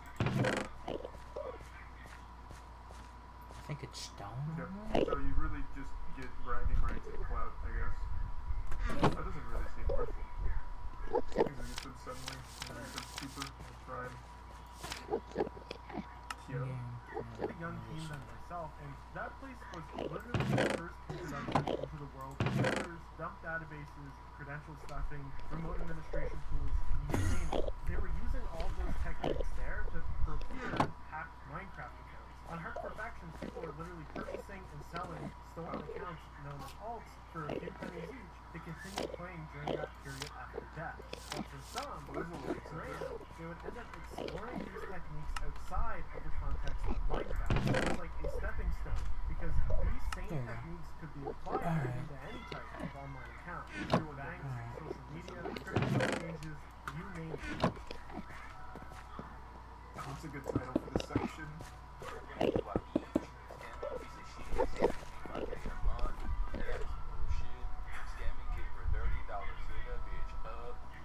Mana bath. Yeah, the next thing is getting Now, of Now these. that was fire. I don't know who that was. That might have been Playboy Cardi on the track. I'm not sure. That man rhymed shit with bullshit and shut up and fuck up. Or no, hit a bitch up and shut the fuck up. So up with up and shit with shit. That's innovation. That's pretty good. Of course, just being involved in these communities, Graham didn't immediately break into high-level social engineering overnight. There was a series of events that seemed to have led Graham down that path, each step of the way less innocent than the one before. And you know it's bad when someone makes a 6-minute-long diss track chronicling all that you've done wrong. Say you care about your family, you don't give a fuck. Scamming, doxing, baking, boiler, and... See, Graham first broke bad between 2016 and 2017 on his YouTube channel where he mainly posted trapping videos. Those are to kill other players in Hardcore Factions.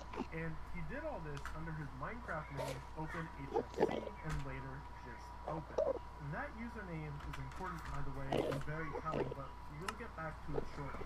Now, instead of finding legitimate ways to monetize his niche internet micro-celebrity fame, instead, he turned to devising little scams to rip off his audience, often with an accomplice. Open was with Feed. Feed is pretty much Open's scamming buddy. Though, when you watch some of these, you really get the idea that Graham was the one leading the entire thing. The deal was like giving $50 in a shout for like, okay, I'll give you the link for. Alright, that's good, dude. That goes to a website, blaze.tk. He says he's looking for server trailers to upload. You're not worth it, guy. He charges like $20 a trailer and then I need to make upload the, it with your money. this. Yeah, you Where'd already it go? told me this. You don't need to play like This, here we Fake giveaway. I just didn't give the shit to your go. line. Endstone, Purper, and Pebbles. No, the giveaway wasn't fake. I just decided not to give away anything. It wasn't fucking fake. And how dare you say that it was, swine? So this is accomplice talking? So this is Purper so is just they right would've over been, what, here. 15 here? So I could just... Okay, something like that. Exotero Atrialic and the Prime Cookies and the Resub Grid. 14 to 15? Okay. So they're still in that range. When videos came out, his audience didn't really seem to care, or even listen. He was growing. And when he did catch flack, he just tried to talk his way out of it. You also have to learn. Okay. I can't have an MC revolver on the Let me ask you this. Why would you want a staff member target his family? Who said I wanted exactly? But why are you talking on his family? Who said that? What if I want to see a skin? And when someone pinned him, he'd brag about it. I was that. So if I say fuck you, is that snap disrespect? Already as we can. I'm like 12, but I think. You think I'm kidding? I make fun. It's like, Kid's balling. Off of Minecraft. Keep in mind, these are all pretty much YouTubers that he scammed. You can imagine the amount of other people he scammed with no following to expose him to. Nothing about his channel was on it. Even the trapping videos were exposed to be fake. One of Open's friends recorded Open faking his post and planning it out. I swear, my video is making exposed me on page. If anything, though, having so many people help him make these videos really illustrates something about Graham. He was good at getting people to do what he wanted. In fact, at some point, It doesn't sound like it. Minecraft server. It sounds like no one respected him. So much so that he needed to say that he makes 5K a month off Minecraft. Like going into random TeamSpeaks to talk about the money he makes. It doesn't seem like he was successful at getting anyone to do what he wanted besides that one guy that was suckling on his bosom for pennies out of that little crumbs. Oh, this is after the scam, that voice call. Okay, alright, maybe, okay. Maybe my timelines are getting shifted here. Thanks for some Lucas. But he lacked the technical talent to do it. But to compensate, he talked his way into getting other people to set it up for him. Like, this is literally setting up your server. I don't know why you're complaining. Give me $10 for the clip, and then he'll set up your damn server, yes. I don't know what this is. Scamming them. Part of me just thinks it's a trap, and I don't trust it at all. About the plugins. I don't remember this.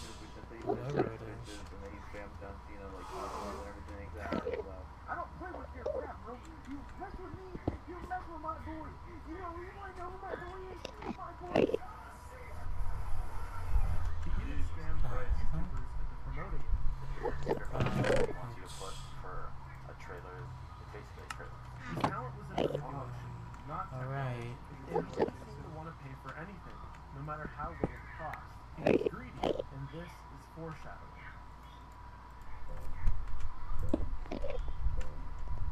Now, there's one last aspect from this time in Graham's life that we've yet to examine. His username, Open. It's pretty nice, right? But he likely purchased it for a few $100s off somebody who stole it. See, there is a whole market for unique usernames like this, be it for Instagram, Twitter, Minecraft, you name it. And worse, there's a group of people who are acutely aware of this and have made careers out of obtaining these names for sale by any means possible. The most notorious one for this is it's a known marketplace where these types of usually stolen social media like Twitch trading. While of course they don't openly advertise or condone the illegal side of how members obtain these accounts, some of the worst stories of targeted harassment and extortion that I've ever heard of were committed by members of this forum. And by 2016, Graham had set up an account to buy and sell usernames here. But it wasn't until That seems like such a worthless niche. basically right at the end it was like Oh, no. was falling into popularity. Oh, So this friend, was a you have natural no transition, idea how given that much the community these was somewhat actually linked already, cost. and Graham has a The money behind these are You crazy. gotta understand, a good name like @Panda on Twitter will go for thousands of dollars. There's serious money in hacking them, and the members of the forum have varying levels of experience. Of course, the vast majority have no I idea don't know what they're what doing, it but at is. the very top you have a handful of folks that are versed in blackmail, doxing, phishing, sim swapping, to name a few of the techniques Oh, that this they is use to take Chisel. over accounts. Oh, that's And what it Graham, is. being a social butterfly, Crystal, I have no without idea. more experience with crowd. Yeah, it's like no tool can get One it. of the agents Grim, which was probably What am I looking at? I don't know what to do with that It's like yet, an old but sci-fi movie from the 80s. for something, eventually. used to just scam people all the time. Then he started like hacking people using a SIM swapper. They fucking uploaded Zordon to the metaverse there. I don't really know what that was. When they finally captured Graham, they made it known to me that there was probably some recovery that was available to me. Exactly 1 year before the Twitter hack on April 15, 2019, tech investor Greg Bennett was having a little afternoon business chat with his son when his mobile phone dropped signal. Absolutely goes dead. There's no cell signal, no nothing. I can't get into my email account either. He was the target of a SIM swap.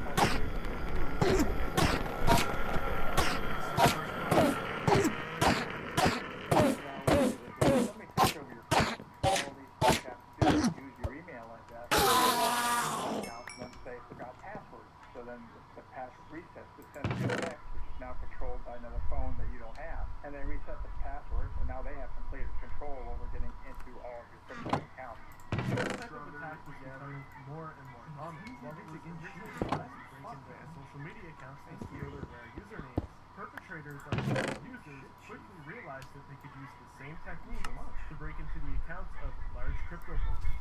The way Graham used to find his target, he was going like the Twitter accounts of Coinbase, Bitrex, Binance, and you could see who looked rich, who didn't, you know, who flexed, who didn't, who looked more wealthy. Once Graham and never identified accomplices targeted Greg, they would have doxed him to give his phone number and email address.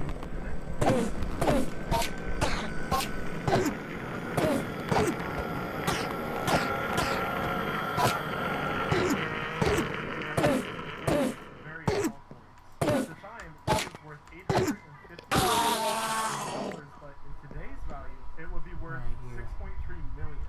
So, what the heck does he do with it? He falls out. 5, 6. I'll do 2 more before Graham was attracting attention at school because he seemed to have cut an this off unusual for a wealth little for his bit. age. He was buying designer clothes, apparently with cash, and of course he had that being. He went to Gaither? I mean, I knew he was a Florida man. I didn't know he was a Gaither high school man. Bro, I knew so many people that went to Gaither. That's crazy. He was buying designer clothes, Not that it matters. apparently flashing large amounts of cash, and I of would course have he been had that well being graduated by the time he was at Gaither. But where he was really showing off was on his Instagram account at Air. Now, unfortunately, this account has since been terminated and most of the content lost to time. But to give you an idea of the type of purchases he was posting about, one of the things that did survive is this shout out from a jeweler to the hip hop elite showing that Graham had purchased himself a Graham investment Rolex. Here we go. Dude was spending some mad coin, but I think there's something a little deeper here than him just having been a dealer. I mean, this was part of SIM swapping culture.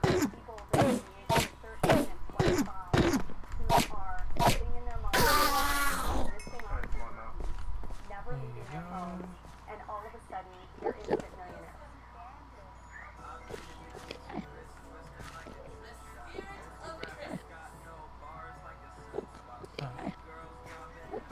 There was idolized members of the users like Windblow, Examiner, between 2016 and 2019, without any punishment up until then, stole into the tens of millions of dollars in SIM swaps lifestyles.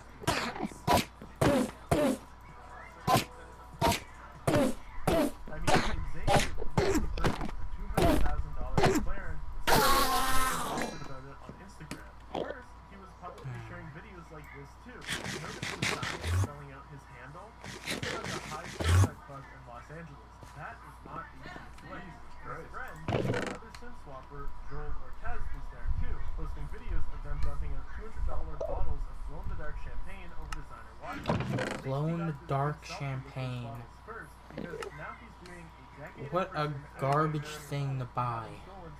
Well, you telling me this Ever. was 21 years old? That's That about is 21. garbage.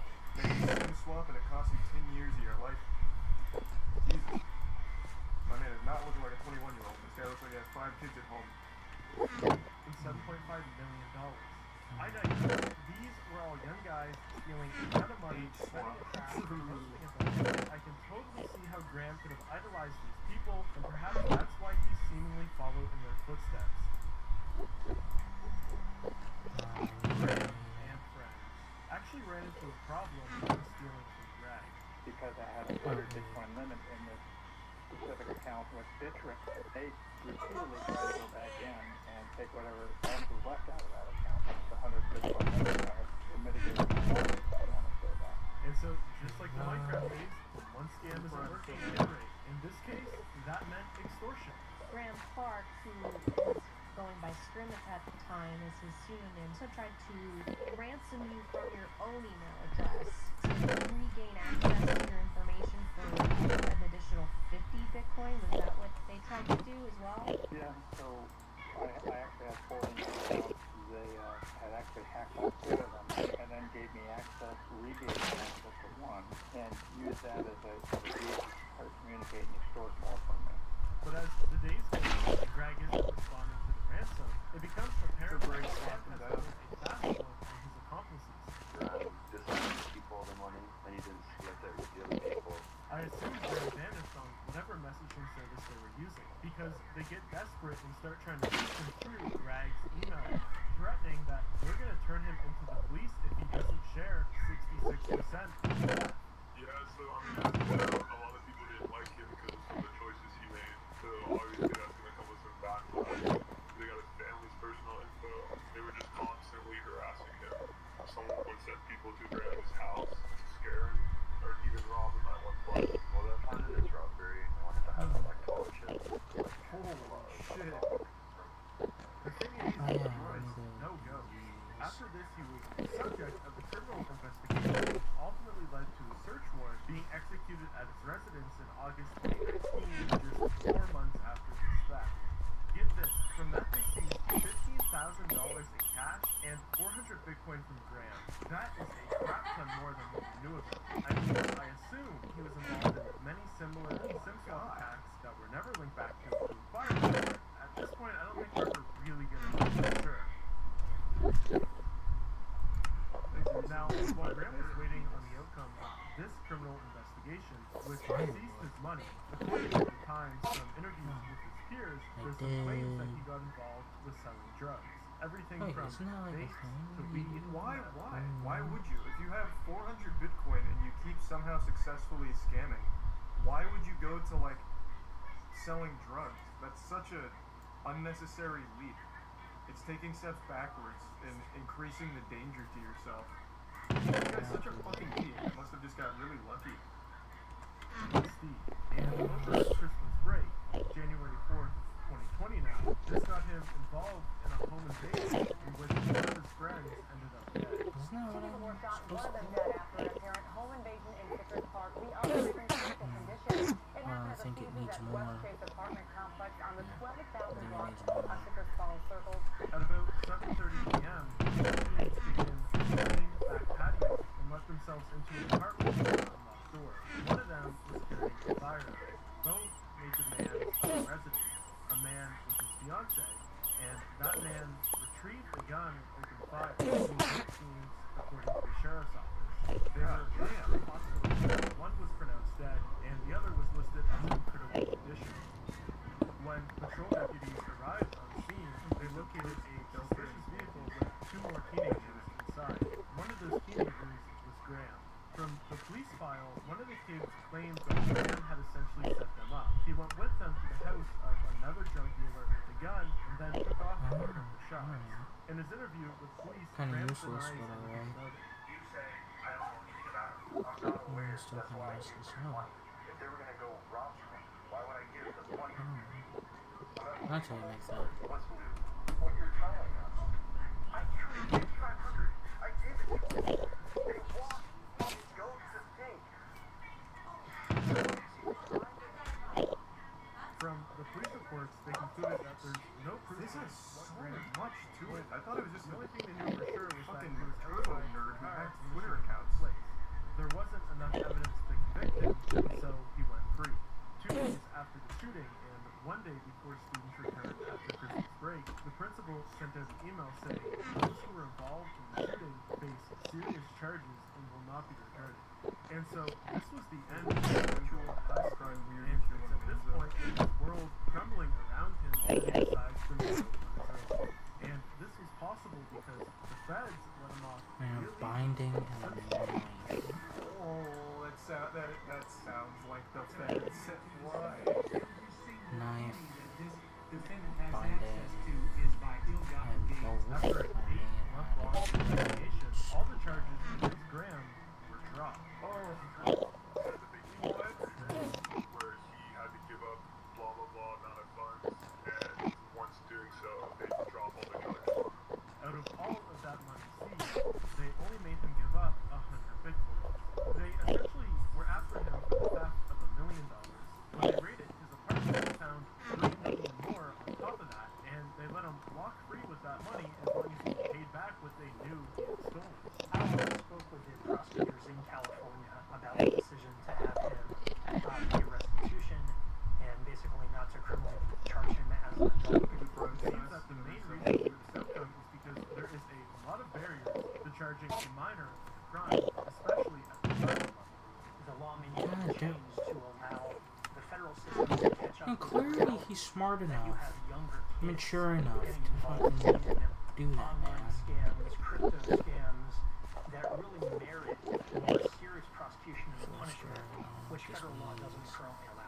Hey, Scooter, good to see you. What are you doing, Mom? That way, he wanted to like move forward and like invest all the money he made over the years into like a legitimate business or to work on being a better person in general, like moving on to more legit things. But I think the real lesson Graham took away from this is that as long as he's a minor, he can steal all this money and get away with it. Because 2 months after April 2020, when he got back 75% of his seized assets, he went on to hack Twitter. And this is important because Graham's birthday is in January.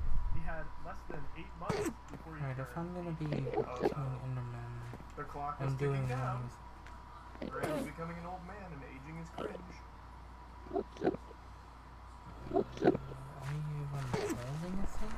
We're watching this story. Several high-profile Twitter accounts appear to have been hacked. Being called the biggest security incident in Twitter's history. It's all part of a big Yeah. scam. Oh my god, this was such a crazy day. Elon Musk, Microsoft, Bill Gates, just some of the Jesus, names where is targeted he? by con artists. Oh god. If you were on Twitter that day and read the replies to those tweets, oh man,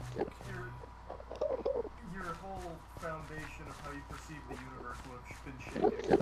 People genuinely thought those were real tweets from those really rich accounts and started sending Bitcoin to them and then would check in a couple hours later wondering when the double was coming back.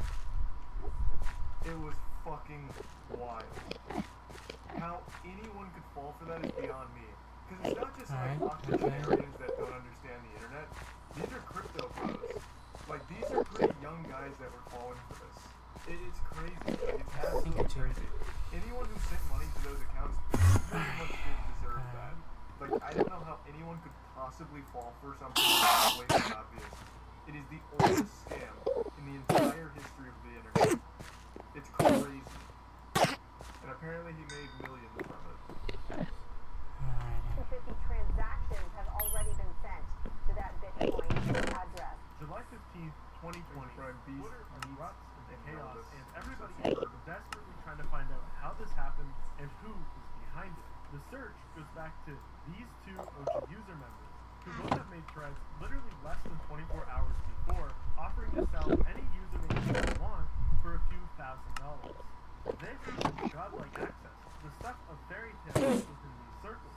And so, Haseeb Awan, founder of a SimSwap protection service, picks up that these two obviously have access to some huge breach to be able to offer this service, and so he posts a screenshot of the thread showing it as a possible lead as to who is behind the attack. And Shaywan freaks out. He messages Haseeb and says, "Please remove this. I am not the bad guy. I don't want to get in trouble here." I'm just a broker. I had no involvement in the hack and it's taking me out. He was just trying to prove that I'm just a and I actually didn't do anything. Turns out this was a 19-year-old from the United Kingdom. What? And he was very scared about what his implication in all of this was going to be. And Haseeb, having the foresight that this guy is likely going to be arrested within 24 hours, suggested that he talks to a journalist right away to set his side of the story straight. It turns out that he had been contacted along with another OG user member, Nima Fazeli, aka Rolex, by this mysterious Discord alias Kirk, claiming that they work for Twitter and they can get any usernames. Neither of the soon-to-be accomplices believe it. Scams run rampant within these communities, and so they both say, "Prove it," and Kirk does. He proceeds to give them both access to their handles, along with sharing pictures of Twitter's internal tools. To quote Rolex's response, "Damn, I'm in." And so this is when the sales threads went up. And over the next few hours, before Joe Biden, before Elon Musk, all of these rare, non-celebrity accounts are being taken over. In total, they brokered the sale of $40,000. Oh, that was 40,000 for usernames. And the rest was kept by the now accomplices as a brokerage. Nighttime now in the UK, and real happy about having just made a few grand, Mason goes to bed. He even shared a picture with the Times of him saying goodnight to his girlfriend before it all went to hell to prove he wasn't behind it. Unfortunately for Mason, Wait, what? Did that say good night, Porky? I love you, baby. Now, oh, this is even worse that these screenshots came out. That's worse than facing jail time. That is snowflake and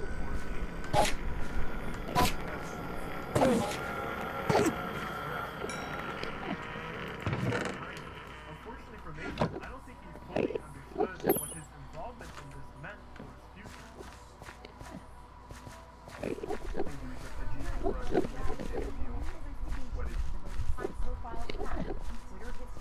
Almost immediately, the public knew it all started with OG users. But as the days rolled on after the attack, the answer to the biggest question of all was starting to come to light. Who is Kirk and how did they get access to Twitter's admin feed? Watch it actually be Elon Musk. May 2020. It was literally only a factor of days after Graham wrapped up his case with the Secret Service that him and another kid started work on getting into Twitter. What's really remarkable is his accomplice was actually 2 years younger, just 15, but much more sophisticated than Graham. And according to investigators, the two had previously worked together on SIM swap scams. Being so young, this guy was never publicly charged, so much about him remains a mystery, but we do know he was a member of OG users since age 13. Isn't that fucking Just to crazy? That get blows that my done. mind. That 13-year-olds and 15-year-olds are these like unironic elite fucking hacker maniacs. Yeah. It seems like diamonds almost are every like high-profile hack, diamond. at least that I can think of, was orchestrated by Yeah, I someone have sub 18 years old. That absolutely blows me away. Because when I I was already a kid, got I mine could with sit down and pearls do and like fucking Man of tedious Steel. coding or like brute force attacks on passwords or escape or something like that for more than like 2 minutes. I don't know how they could possibly do that, especially at that age when you're constantly just like hitting puberty. You just want to fucking think about titties and boobs and Google butthole. And meanwhile, there are some kids that are so motivated that they will sit there for hours and hours and hours just tediously coding endlessly. It is a wild concept to me. Wild. Like what was the story you read a couple weeks ago? The guy who hacked North Korea, wasn't he like 16 or 17? Together. The CIA I and think the FBI there's should other really be hiring things. these kids to, secure things or But I whatever. think we should ship Granted, across that may be in the the legal gray area of child labor, but they're clearly much better at it than the officials. And prior to this, he was actually involved in hacking GoDaddy. By this time, SIM swapping was becoming harder than ever. With so many high-profile cases, crypto trading platforms were making I don't even have passwords on here anymore, so I really gotta and so go. these two took the same set of skills but applied them to a new target. Man, I got nothing back here. Not a fan of working I need from to home, but 2 months after shelter-in-place, branch Twitter out is making the somewhere, idea but I of don't know an where. option for some. This I don't was see just months after nothing. COVID hit the West. Amidst the massive shift to work from home, companies were rushing to deploy systems, allowing their employees to remote in. But this wasn't a perfect storm. The two realized this and got to work on abusing it. At first, casting a massive net, they started by compiling a list of Twitter employees on LinkedIn and used job recruiter tools to obtain their phone numbers. Well, there's a thing that could be a trap, but really, it was about being is it? convincing No, it's not on the phone, connected. calling employees for Social engineering. Hey, we've got a problem with your account. I need you to log into this portal for me. Except it was a phishing page. The employee would enter their username and password, and that would be stolen. From this, they were able to get into Twitter's internal Slack channels and start piecing together who had access to the admin tools that they were really after. The net was getting smaller, and they tailored the attack to target this group specifically. That's a good question. How do the adults fall for the kids' voices? So I imagine what they did is they used some kind of voice filters, kind of like how VTubers will use filters from time to time, right? So I imagine they used filters to change their voice around and be convincing enough. Social engineering is basically the most efficient form of hacking. If like any service has customer support that can actually solve problems over the phone, they can easily be manipulated into just giving up that information. That's how almost all of the big hacks have happened. So I think AT&T was the most vulnerable one. They're pretty fucking dog shit from everything I've read. All you really needed to do was just say like, hey, my phone, my dog pissed on it, it's malfunctioning, everything's gone all cattywampus, I need you to give me all my passwords, and they're like, sure, bet. And they just like tell you it. So it's like super simple in theory, but I guess it's just a pretty hard thing to execute since it only happens occasionally.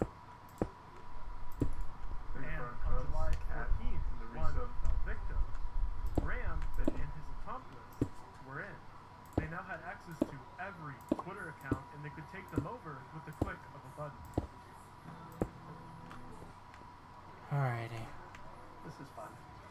Oh, what the hell? Getting in the pool. It's a weird move. Huh. Oh no. Is that a garden? Here. I need food. You can't swim while I'm eating. The 30-minute rule. Shut up. So, starting at 3 in the morning, the two start taking over these rare usernames and selling them under the alias Kurt. But by afternoon, 2 p.m., the gig is up. Word has spread that this isn't a real Twitter battle, and nobody wants to buy anymore because the chances of these names getting reset once the hacker is discovered is far too risky. The pair know this. Taking over so many high-profile accounts is going to draw attention. They don't have long on those admin accounts, so unable to profit from usernames, what do they do now?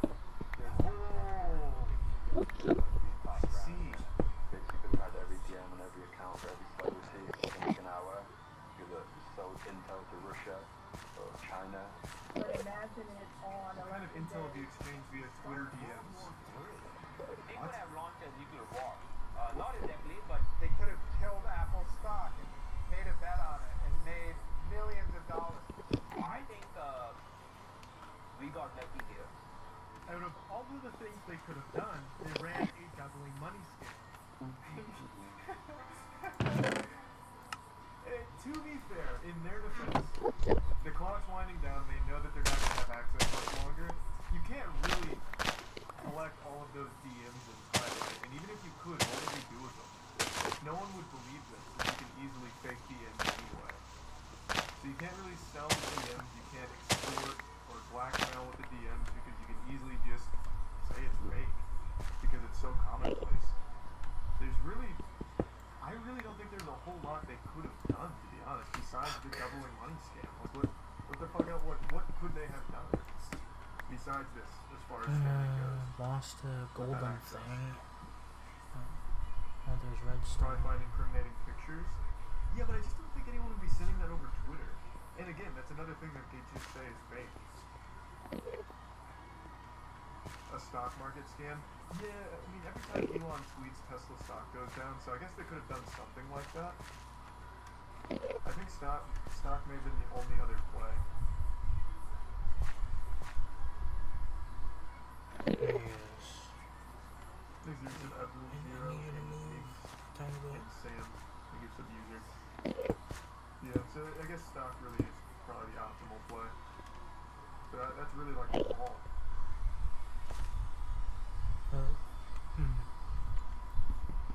If it comes out they hack Twitter, it becomes hard to just say that's fake. Maybe, I suppose, but then you still would take everything with a grain of salt. To sell their information. Again, that's what I'm saying. They have no reason to believe the information is valid. It's Twitter DMs. Those are fake all the time. Alright, if I could It's a tier 1 project.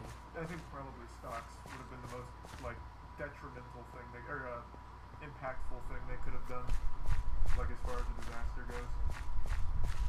I lost 20K because of this. I hope you're memeing. Don't tell me you're one of those guys that's fucking sent Bitcoin to Elon Musk or Obama who said they were doubling your Bitcoin. Please don't tell me that, man. I think the tier 1 A-Rod, Resub Jealous, and Artago. I would have expected this from an 11-year-old in 2008 on RuneScape, but not from these two. Could have done anything, honestly, and you would have made more money. It was teenagers at the end of the day, so. You know, from all of this, they only received $118,000 worth of crypto. Oh, whoa, I thought they got a lot That would have been a lot more, but the big crypto exchanges pretty quickly put that address on their blacklist. Coinbase alone stopped an additional $280,000 from being sent. I think we're starting to get the picture here that these are more savvy than smart. Get back to the beat, how to drop some bars. Got enough proof to put you behind bars. That's from the original Minecraft district. It looks like at 19. They must have taken a picture of them back in late middle school. They're not doing it justice here. They should have taken a cool photo of them. Like one where he's got the foot up, hands in his pocket, looking down, maybe a Kubrick stare. They're doing him dirty.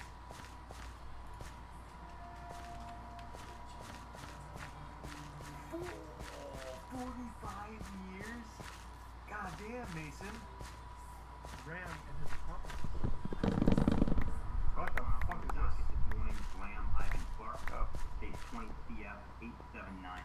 So just a couple days after his arrest, the case is already moving forward by means of this Zoom call with the judge and a couple of the attorneys. Mr. White from Mr. Mike Oxmo.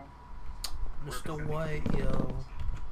And by now, word had gotten back to OG users, and they were freaking out. They thought their forum was going to get shut down. But one thing OG user members are known for is So far, trolling, be it random people they haven't online, been, be it Zoom calls with judges. but and so I'm a bunch still of them joined not this, posing as news agents. trusting I was it. wondering if you're gonna take hot dog into consideration in the Graham case. Take hot dog? I'm removing people as quickly as I can. And it's like things are getting worse and worse.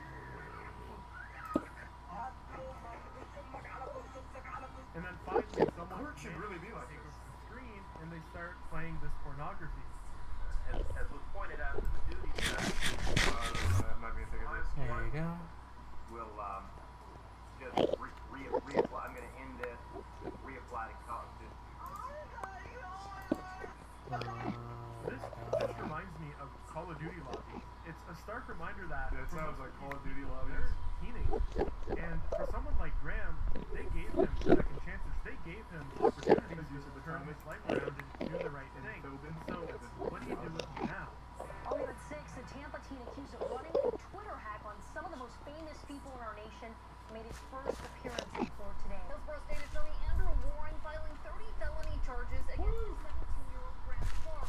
Graham was being charged as an adult and faced up to 210 years in prison. His assets became a hot topic. Clark was the subject of an earlier investigation that ended in April, in which his defense attorney says he had around $3 million worth of Bitcoin. The FDLE alleges Clark used some of that money to set up infrastructure for this I gotta Twitter get hack. diamonds They put anyway, a so I gotta find where the $750,000 code bond is. on Graham. That's nothing And to Graham. prosecutors requested that he be forced to prove any funds used to post bail were legitimately obtained. They didn't want him using that Bitcoin. The judge granting that wish. Graham ended up sitting in prison for 7.5 months before eventually entering into a plea deal. Hey, Mr. Clark, do you understand that those are the facts you're pleading guilty to? Clark's 6 total years of punishment are the maximum allowed under Florida's youthful offender law. That youthful offender status is available only once in a person's life. It means Clark will be held in a juvenile facility, and he'll get education and transition services, which will prepare him for a productive life after he serves his time. No, well, what are you talking about? Alright, I I gotta... don't think these juvenile sinners do much of anything, at all. But he went from 210 years down to 6. So my man, even with his hand in the cookie jar, still came out with a dub. That's crazy. Wow. Alright, please be enough. The DM in the resub no clout. And he knows if he violates his probation, he'll face a 10-year sentence in adult prison. Some might say that Graham got off easy, especially when you consider he'll eventually be coming home to that 300 Bitcoin, which has appreciated astronomically in value. As of today, it's worth $12 million. In this case, we've been able to achieve justice, deliver those consequences, while recognizing that our talking role about? as any child, whenever possible, is to hold them accountable and have them learn their lesson without disrupting the future. There's this idea that one's What on do you mean? This guy spent from the time he was 13 to the time he was 17, spent his entire life scamming and hacking shit. And then was involved in an armed robbery that ended in 2 people getting shot and one of them killed. What are you talking about? And you still got fucking slapped by him. My man is going home to a huge payday because that Bitcoin is just going up and up. I don't know who that guy is in the suit, but that guy's a goddamn fool. He's an idiot. Graham is set for life off just the Bitcoin sitting in his home. online identity is strikingly more raw because with a level of anonymity, you lose the barriers of social mores, constructs, and trepidations. And so one can act more in accordance with their true self, do what they might otherwise not. It was more about, I was more concerned about biblical offering. And so it makes it very easy for someone with a low moral compass to commit these kinds of attacks on the foundation of the internet. Especially kids, because their morals are undeveloped. Especially when they get involved with groups like the ones Graham found himself in. I found many of these groups will treat their fraud like some sort of legitimate business. They're boasting about it and they receive praise from other scammers. And so it creates this social group where everybody is accepting of the wrongdoing, and I think this helps them feel like they're not a menace to society. And in fact, I even just like send they're it achieving straight something, through having the. a friend group doing the same thing normalizes it. And I think that is a very dangerous situation to find yourself in. And I just send it straight up again. Oh, you maybe don't have any friends in real life. Grandma's just working with this okay. out all the time. Social group. How are you doing that? It's almost like an addiction for them. They just keep making money to the point where they don't care anymore. And no one online has empathy. And for the majority, everyone's a sociopath. The scam is I may have missed it. Can someone fill me in? Who are those two, like, cyberheads? Are they people that knew Graham or accomplices or worked with him at some degree, some level? Alright, time to head back to home base. Okay. Alright, yeah. I was just wondering, because I don't remember it. It kind of fucking popped out of nowhere. Put me backwards. Not add any value to No, society, which is a real entirely. problem when it comes to sustainability. You know, for the narcissist, maybe the convincing argument is, if you want long-term profitability, being destructive is not the way to achieve that. Instead, focus on creating something that provides value, something you can share outside of that friend group, something that doesn't hurt your fellow Thank you for humans. the Q-Bone for saying the prime pointy. Since I was a kid, I've always, since I was 10 years old, Thankfully, all the things despawned. I got into social media. All the I made like a few $100,000. Then I started getting into like cryptocurrency trading, and then got into millions. Car have like a roof rack? But I didn't plan on that. None of that.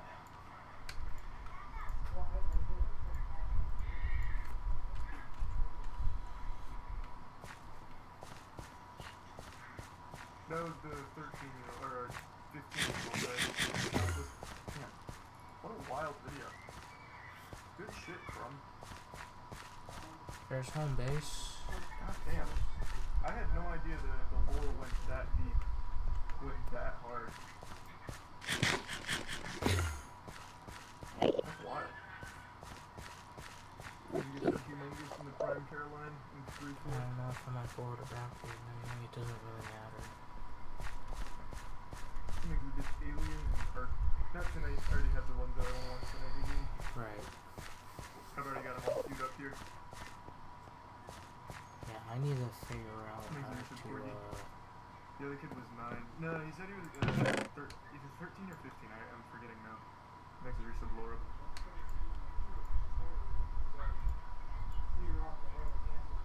And the Prime Kelsar. It was 15? Okay. Next to resub Spade and the Prime Smithy. That's literally what's gonna happen if you get hacked in NVIDIA. But I don't know that one. NVIDIA got hacked? NVIDIA got hacked. March 23rd. Microsoft, NVIDIA, and Ubisoft hacked by suspected teens. Alright. Bloomberg says the mastermind behind the recent attacks is a 16-year-old living at his mother's house. Thanks to resub Fusion, Mina, Nick, Megisub Kaiser, and Tier 1 NWP. Kids are doing this shit at 15, imagine what they'll do at 30. Well, if history's taught us anything, they're peaking right now. Look at someone like, Man, I gotta keep going. Or the hacker in the early 2000s, they had like a whole I need to saying, mine "Free a lot more. hacker." What was his name? It was a big thing. I don't remember exactly what he hacked. But it was a big deal. He was like one of the most prolific ones. Was it Kevin? That sounds super familiar. 13, 14. Yeah, I think that's who it was. 15.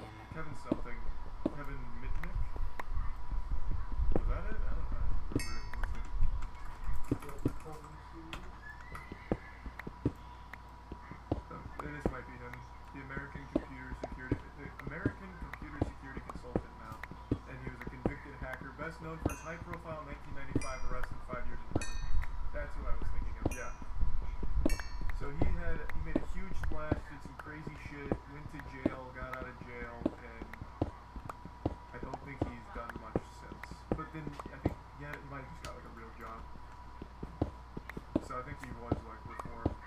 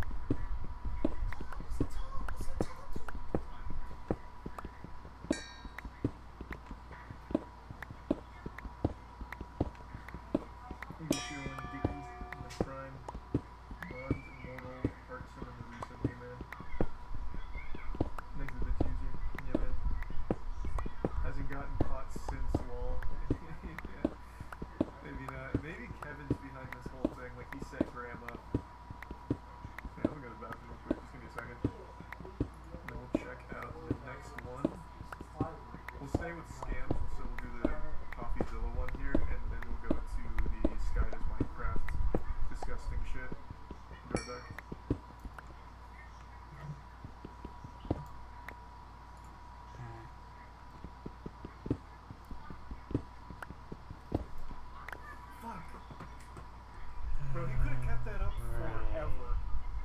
Like, he could have honestly gone forever. I don't think Jagex would have ever found a solution to it. Losing my mind listening to Critical all day. Through some In the southwesternmost part of the map in Fallout New Vegas, you'll find a location called the NCR Ranger Outpost Mojave, or just the Mojave Outpost, notable for the massive unification monument which can be seen from vast distances throughout the game. At the far end, there is a gate. Beyond, the wasteland stretches for as far as the player can see. This gate is locked, behind a key that doesn't exist. It functions as one of the borders of the gateway, a diegetic barrier keeping the player inside the confines of the game, but it doesn't exist solely to keep the player in. This gate is keeping something out, something which the developers left to be forgotten, something dangerous. Beyond the barriers they placed, there are unanswered questions, ghosts which refuse to be forgotten. There's something hiding outside of bounds in Fallout New Vegas.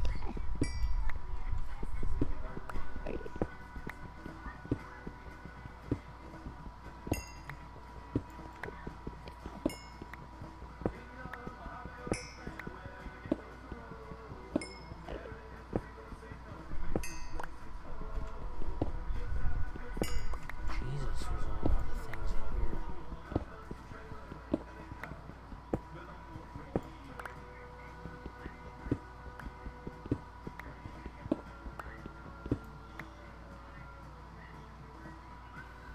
Alright, I think that's it for here. Other than the combo, which I know is going to be used eventually. Saturday, November 25th, 2023. Reddit user codename Rojo Vivo posts to the r/Creepy Gaming subreddit. Weird new Fallout New Vegas channel I found. Art project, ARG, font. Side note, if you're looking for a place to find some of these web series and get in on the ground floor, keep an eye on r/Creepy Gaming. They get posted there a lot. The post links to a channel with the name Dr. Bosch, created in May of 2022. The name is a reference to Hieronymus Bosch, a painter from the early Renaissance, and the profile picture meets us with the eerie gaze of an NCR Ranger. The description informs us that we will be looking at a collection of old vids. Taking a look at these old vids published to the channel, we can see that they're all centered around gameplay of Fallout New Vegas. As someone with a fairly limited experience with the Fallout universe, I'll also be referring to the comments of other viewers a few times throughout this video when they point out an interesting connection or detail, so I'll be putting those on screen when I mention them. Without any more delay, let's take a look at Dr. Bosch's first video, Fallout New Vegas, outside the Mojave Outpost. The video starts at the Mojave Outpost. Text on the screen informs us that the player accidentally discovers that they can jump out of the outpost's invisible barrier, or lack thereof, and into the wasteland beyond, a place that should just be background decoration, spanning for unknown miles. After making it over and looking around a bit, they decide to continue exploring, and making updates on what they find. Looking through the description, you can gather a little bit more context. This video seems to have originally been made as evidence for a discussion taking place on an outside forum, with someone named Mark suggesting they record it.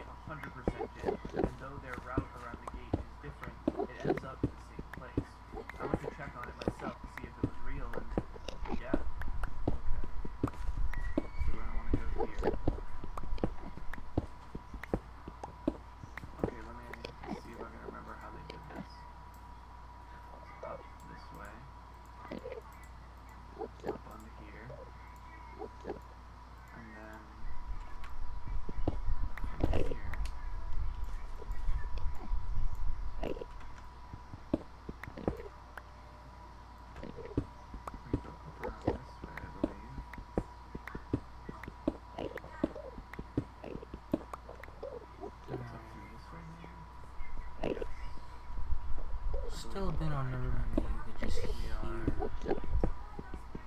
Officially out of bounds of the game. You could just no clip 30, but that's, you know, like, that's cheating. Plus, like, I don't know if you're on console if you could do that. This is there's something to this, I think, that makes it a little bit Big thing that I want to do is outside the bounds of the game. keep the big open area at least to, well, at most 2 blocks tall. Because the honest thing I want is my mining area to be compromised.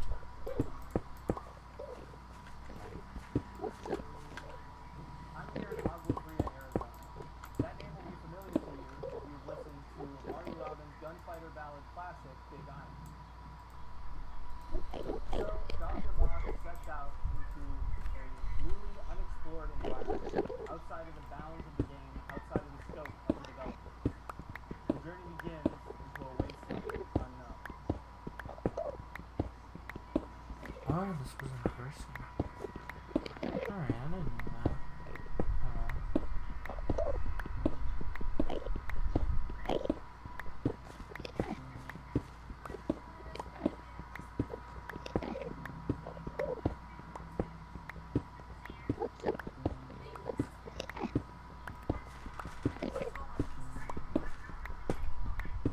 So this video has a much longer title with a string of characters. For the purposes of this video, I'll just be calling it Mojave Raw 1.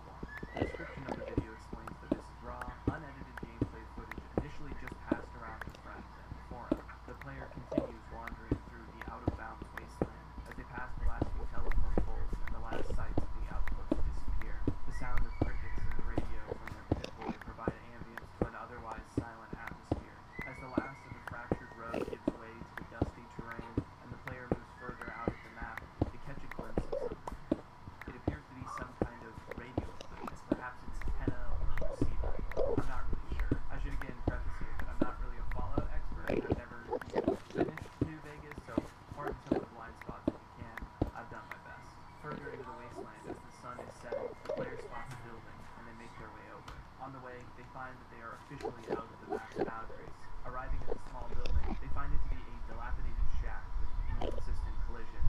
Nearby, there are more bits of ruined architecture. The existence of these, so far outside of the map, is completely strange. It suggests some kind of intentionality behind their placement, despite being outside the scope of the game. In one of the burnt-out buildings, the player finds a series of bottles, cans, and a plate laid out neatly on a slab of concrete and a mattress nearby, like someone's been here. This suspicion of occupation seems to be reinforced when they stumble across a makeshift fire pit surrounded by benches, empty whiskey bottles, and a lunchbox. As the player interacts with this lunchbox, the game adds a quest. M. Johnson Burr, question marks, YEDGSHCH. Very strange. The quest places a marker on their map displayed in the Pip-Boy as M. Johnson Burr, quest 5. And with this new target in mind, the video ends. The next video starts with the player flipping through the Pip-Boy radio. Most of the stations play nothing, some emit static. Eventually, they make their way back to the Mojave outpost and try to clip back into the map, presumably to make their way to the quest marker, only to find that the barrier which had previously been absent, allowing the player to get to this area in the first place, has reappeared. They can't get back in, and can't even fast travel to other areas of the map in order to escape. They're trapped in an endless expanse. Strangely, they stumble across some items in the ruins just outside the outpost which weren't there before. More evidence to the idea that the player isn't entirely alone out here. Now stuck with no other options than to continue exploring the wasteland, a few bits of ambience seem to spook them.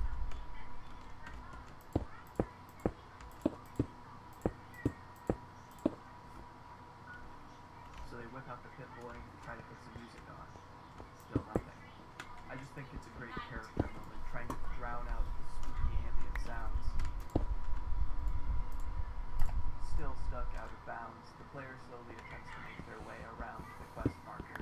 As the wind blusters through the wasteland, they notice some small objects in the distance, and as they approach, their radio picks up a signal. A station called UVB-68, emitting static, pulsing sounds and difficult to discern voices.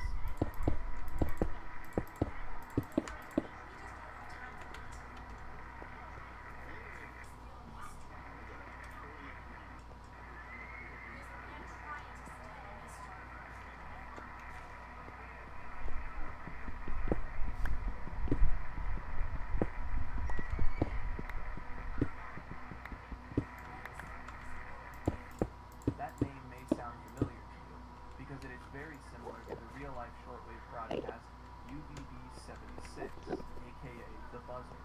This shortwave station transmits a repeating buzzing sound all day, every day, occasionally interrupted by messages in Russian.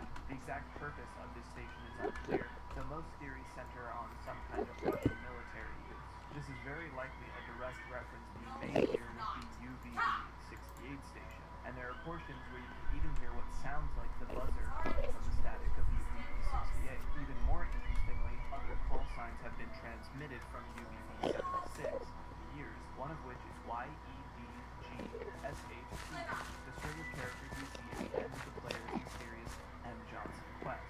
It's as if this quest is being directed by or correlated to this UVB-68 station. While we're on the topic of the radio, though, I think it's probably relevant to bring up one of the most popular creepypastas surrounding New Vegas, the Lone Wolf Radio.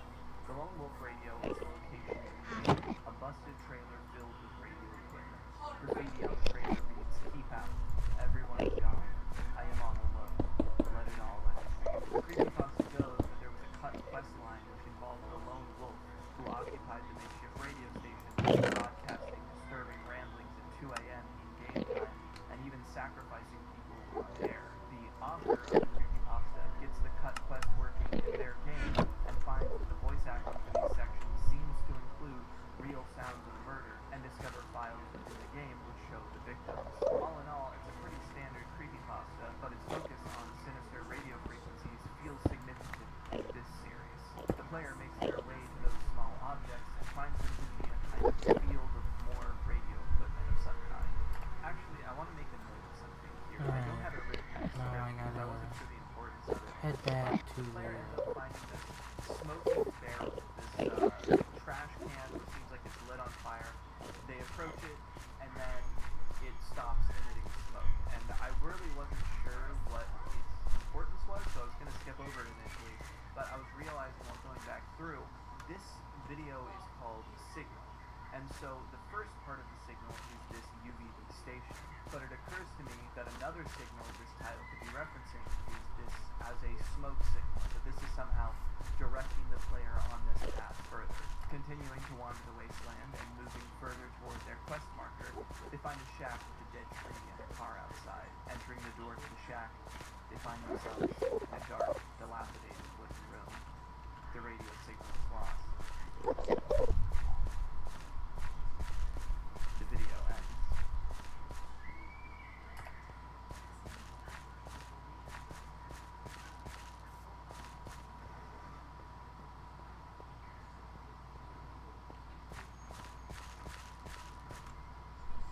Inside the furnished shack, the player finds MREs, books, what looks to be surgical equipment, and even a hunting shotgun in the bathtub, which they can't pick up. The inside of the bathroom appears to be flipped upside down, tables and chairs affixed to the ceiling. In one of the most brilliant moments in the series so far, the player picks up a physics object in the form of a children's play block. A tooltip appears reading, "Good. Now push Z to let go of the skull," causing the player to drop the item in the lawn. After rooting through the shack and finding a finger, they discover the items Black Box 10:19 a.m., Black Box 10:17 a.m., Picture 10:15 a.m., and Developed Film. After picking these items up, a new point of interest is added to their quest, with the title MJB, Code Yourself Smarter. This name is a reference to a quest from Van Buren, the code name for Black Isle Studios' canceled version of Fallout 3, which inspired large parts of Fallout New Vegas. We'll be coming back to Van Buren, but for now, the quest it's referencing seems fairly innocuous. If you had a low enough intelligence, you could use a computer to fix a defect in your brain and increase your intelligence points.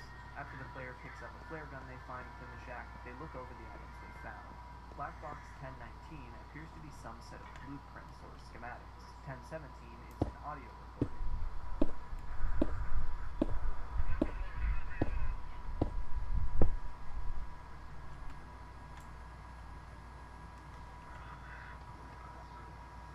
Oh, did I left it all.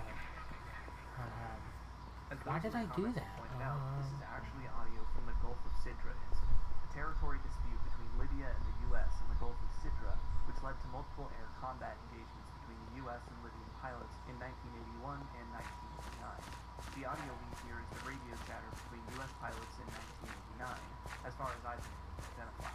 An interesting incident to reference, but it's difficult to make heads or tails of its importance within these videos. When the Libyan government claimed that control of was... Sidra, they called this border the Line of Death. And yeah, I think it's like a... I think the story is trying to say that World War III happened in this game's universe, and that was like the beginning of it, or the beginning of something more in the war. Their own virtual line of death, an ominous warning of the dangers therein. 1050 shows some kind of landscape from somewhere up high, and developed film appears to be an image of radio towers atop a mountain. Yeah, I can't which believe appears I to be just Black Mountain in left Nevada, my... which also appears as a location in the game. Without just much left else everything discovery, that I we hear needed chatter, back home. the player leaves. I just went out like, Choosing oh, loads they're of no rapid bad. and a video They're just chilling. What the hell am I The thinking? player roots around the exterior of the shack, finding various loot and gear. This whole place is littered with dismembered pieces. Out back, UVB-68 picks up again, and they find some computers. The terminals are filled with mostly errors, but one opens to text about firearm maintenance in the game. From here, the player spots a large radio tower and heads toward it. As they approach, more towers load in, massive and derelict. A site reminiscent of Black Mountain. Another makeshift camp has been set up inside one of the buildings nearby. They find a hunk simply called Remains, which has a file not found error and eat it? Okay, I guess I'm not one to judge. Then more radio equipment inside a nearby camper, which I can't help but feel evokes the Lone Wolf radio. Continuing to wander the mountains, after finding an area scorched in irradiated rock, the player attempts to make their way up the mountain further, toward the towers, only to be met with invisible barriers. Trying to navigate around them, they discover a massive sort of fence or wall made of concrete, rebar, and barbed wire. Finding a break in the wall, on the other side, there's yet more blustering wasteland. In this valley of sorts, the player finds yet more ruins, which leads them to an area called Canyon Wreckage, also a place that can be found in the actual surface area of the game. Interestingly enough, actually pretty near the Lone Wolf radio trailer. It's like this is an area where the two worlds overlap, but the player is still trapped in their side of the world.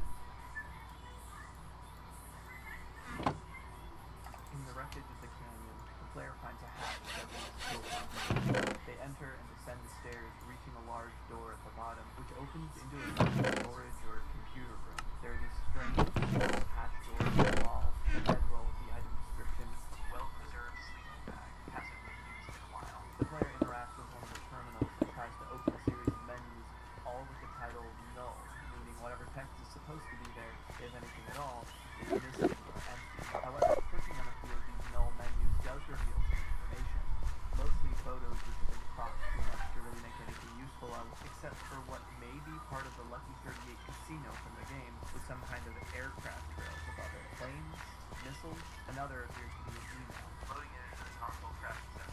I knew it'd be something like this. And subject truck. You sure this is the right truck? And another showcasing some kind of cargo manifest, which eagle-eyed viewers have pointed out seems to be that of the Platinum ship at the center of Fallout New Vegas' story. The player then stumbles across the briefcase, which acts as if it will count as being stolen if you take it. Naturally, the player picks it up and tries to use it.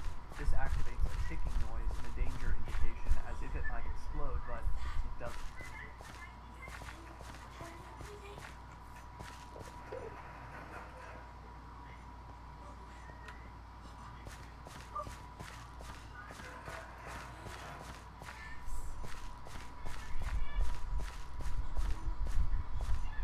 Instead, they're rewarded with XP if they've completed some part of the quest. Strange. Heading out of the bunker and back to the wasteland, they notice something altogether odd. Fish, swimming through the air. It's one of the more surreal moments in these videos. Floating by, slowly maneuvering through the air. Reality works different. Just as the player is shaking off his familiar sight, they stumble across a massive pit within the mountains. Continuing the episode's theme of the sense of the earth, it ends. The description of this video informs us that this footage was sent in from someone else.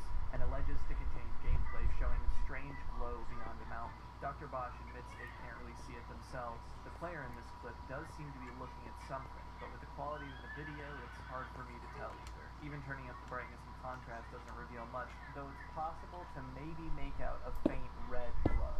What this Yeah, I video think does that's what reveal, they're however, saying. is the possibility of other people's experiences with strange happenings in Fallout New Vegas being possible topics for future uploads on the channel. One other thing of note is that this ridgeline does have specific importance in New Vegas. This is where you can find a crashed UFO in the game. Here, however, it's empty. For now, though, we're back to Dr. Bosch's wasteland. The player begins their descent into the inky darkness of the pit they discovered in ground. The light of the flare gun does little to reveal what's at the bottom, but eventually something does appear. A light, a radio or black box emitting static, and a chessboard. On one side, there's a place for a person to sit. On the other, a computer.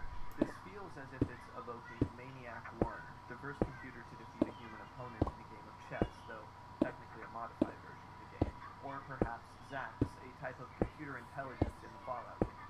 At one point, the radio plays a series of beeps in quick succession. Morse code. Though it's difficult to make out, using the spectrogram of the audio to transcribe it, you can find the Morse code reads, "This thing's hollow. It goes on forever," and this is a quote from Arthur C. Clarke's novelization of 2001: A Space Odyssey, spoken by David Bowman as he's entering the Stargate. The full quote is, "The thing's hollow. It goes on forever and, oh my god, it's full of stars." Elsewhere in the massive darkness of this pit, the player finds a door. Entering it, they find themselves in a near pitch-black cave system, empty, aside from a few drained whiskey bottles littering the floor.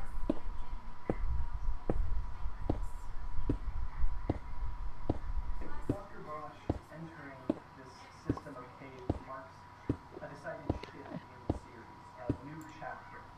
While the wasteland isn't gone for good, for now it's going to be replaced with these claustrophobic halls of stone. While there's no doubt there's an eeriness to Jesus expansive wasteland, Christ, is there there's anywhere? something different about a cave. It's like there's nowhere to run, that there can be anything in the dark. And getting lost out in the open is one thing, but getting lost in here is altogether more terrifying. This isn't my first time in this cave. The first time was for a video that hasn't finished yet. And I'm feeling now what I felt then. That sure, the fear of being stuck or lost or trapped, or that there's something in the darkness is scary, but the scariest feeling is the thought in the back of your head, the hollow empty pit, the inexplicable feeling, the calm that just keeps going forward. That's where I'm at now. Until there's nowhere to go. With that in mind, let's head back to Dr. Bosch. The player picks up a knife from the ground and then proceeds to stumble upon some minecarts with a radio inside, playing some fairly intelligent sounds. As they continue exploring, they come across an alarming sight. Blood stains and massive gibs, aka pieces of game board that have been scaled up, rib cages, bloody chunks of meat. The discoveries continue with makeshift encampments, heads on spikes, and a crib with a blue first place ribbon. The ambience in the cave gives the impression they're not alone, not to mention all the evidence of occupancy, computer consoles, more encampments, water Alright, over pumps, there is a massive bust. space statues sticking through the stone. Finding a sheer pit further into darkness, the player is faced with the option to exit to Null, deeper into the cave system, where disturbingly they find a body, which matches perfectly to the player. It even has the name Hieronymus B. In its inventory, there's a note titled Instructions. Set it up. You will know where. Unknown friends will come to you. Ominous. Nearby, another pit invites the player to enter Tunnel to Null, which leads them yet further into the cave, this time appearing a little bit more like an organized mine shaft, wooden supports and metal gates. A final doorway to Null brings them into a room. The cave walls give way to artificially lit wallpaper. It's nondescript, some raised platforms, doors leading to bathrooms, a counter of some kind. It's unclear what this space is even for, if anything at all. Lights with no source illuminate the room. It appears to be one of the test cells in New Vegas, essentially dev levels within the game's files. Through another doorway in this room, the player finds themselves descending a staircase. Attempting to open the door at the bottom, the video corrupts for a moment. Then ends.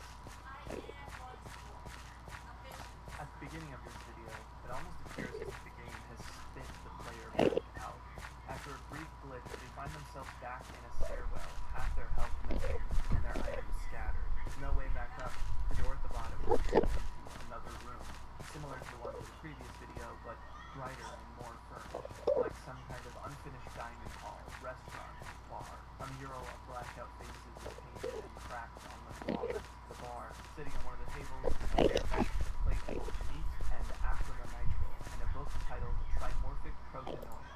The book gives an error message in the Pip-Boy, but does increase the character's speech. Acrylonitrile is a kind of chemical used in the creation of plastics, known for having a garlic or onion smell to it. The book is the title of a Gnostic text, split into 3 descents in the voice of Barlow, a deity which appears in many God, you ancient think Gnostic it Christian would be works. If a you're not couple super more familiar irons with nearby Gnosticism, we'll talk about it later, so don't worry. The player instead of the continues to explore vast this strange expanse of underground structure, entering into the light of light on one not door. fucking It nothing. leads to yet more increasingly dilapidated rooms.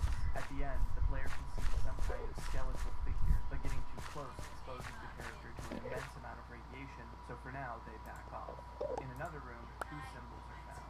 These belong to what are called the hobo signs, a language of symbols used to communicate information about noteworthy locations to other hobos. Whether these were actually ever commonly used among this population is debatable, but these symbols do appear in New Vegas' game files, and here they are on the wall. To the best of my research, this means something to the effect of hold your tongue, nothing is here, doubtful.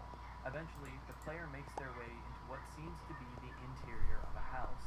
The architecture is strange, areas flipped upside down, doorways blocked by radios. The player opens a computer, a terminal filled with more null tabs, leading to what cool, appears at but first to not just be at all gibberish. what I'm looking Then for passages right from now. Melville's Levitated Pt. appears to be excerpts from Borges' 3 versions of Judas. We'll definitely be coming back to the significance of these texts, but for now, I want to actually focus on this gibberish. It's actually formatted in a very specific way, a way that seems to replicate the website The Library of Babel, itself based on another short story by Borges. Again, we'll talk more in depth about it later, but the concept is that of a near endless library which contains books filled with what are believed to be every single combination of letters and punctuation possible.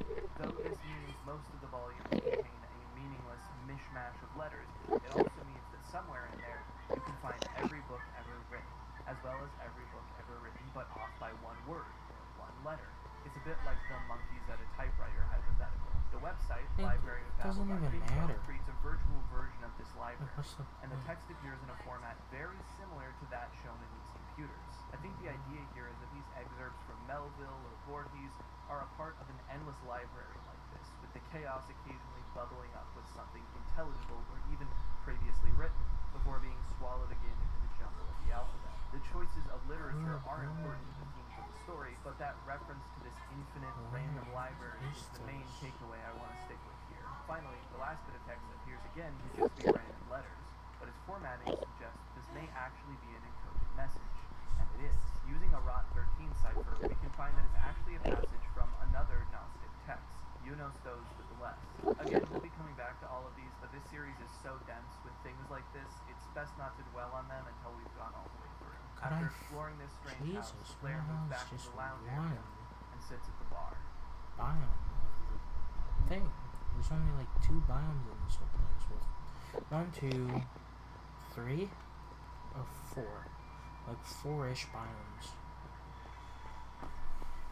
Oh, is The that player it? enters the door from the lounge, leading to a No, series it's of one of the cool second and ones showering that I've areas. already seen Another before. leads to a heavily locked door. They attempt to use a console command to unlock it, causing a jolt and more health to be taken away. No, I'm not even gonna bother with that place. It's just more trees. No cheats allowed here, it seems. Checking the map, it's been overlaid with this 7-pointed star-like flowery symbol, a heptagram, hellish colors surrounding it, and more doors lead to yet more doors. After walking through a catwalk in pitch darkness and glimpsing some kind of perhaps radio tower in the dark, the player finds a key in an industrial-looking zone and is now able to unlock the fortified door. Inside, things seem a bit worse for wear, and further in, we find a tunnel stretching out into some kind of underground sci-fi adjacent navigational area. Through a window, a series of nuclear missiles are stored beneath the earth. Nearby, oddly, there's a door with 1 rad roach in a white void.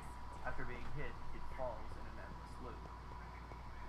The player then finds themselves in a series of hallways reminiscent of the Gomorrah Hotel in the regular game. This area seems to defy logic in similar ways to places we've seen before, like upside-down rooms. The player takes a rest in one of the beds, which briefly gives us the in-game date of 12-98-79,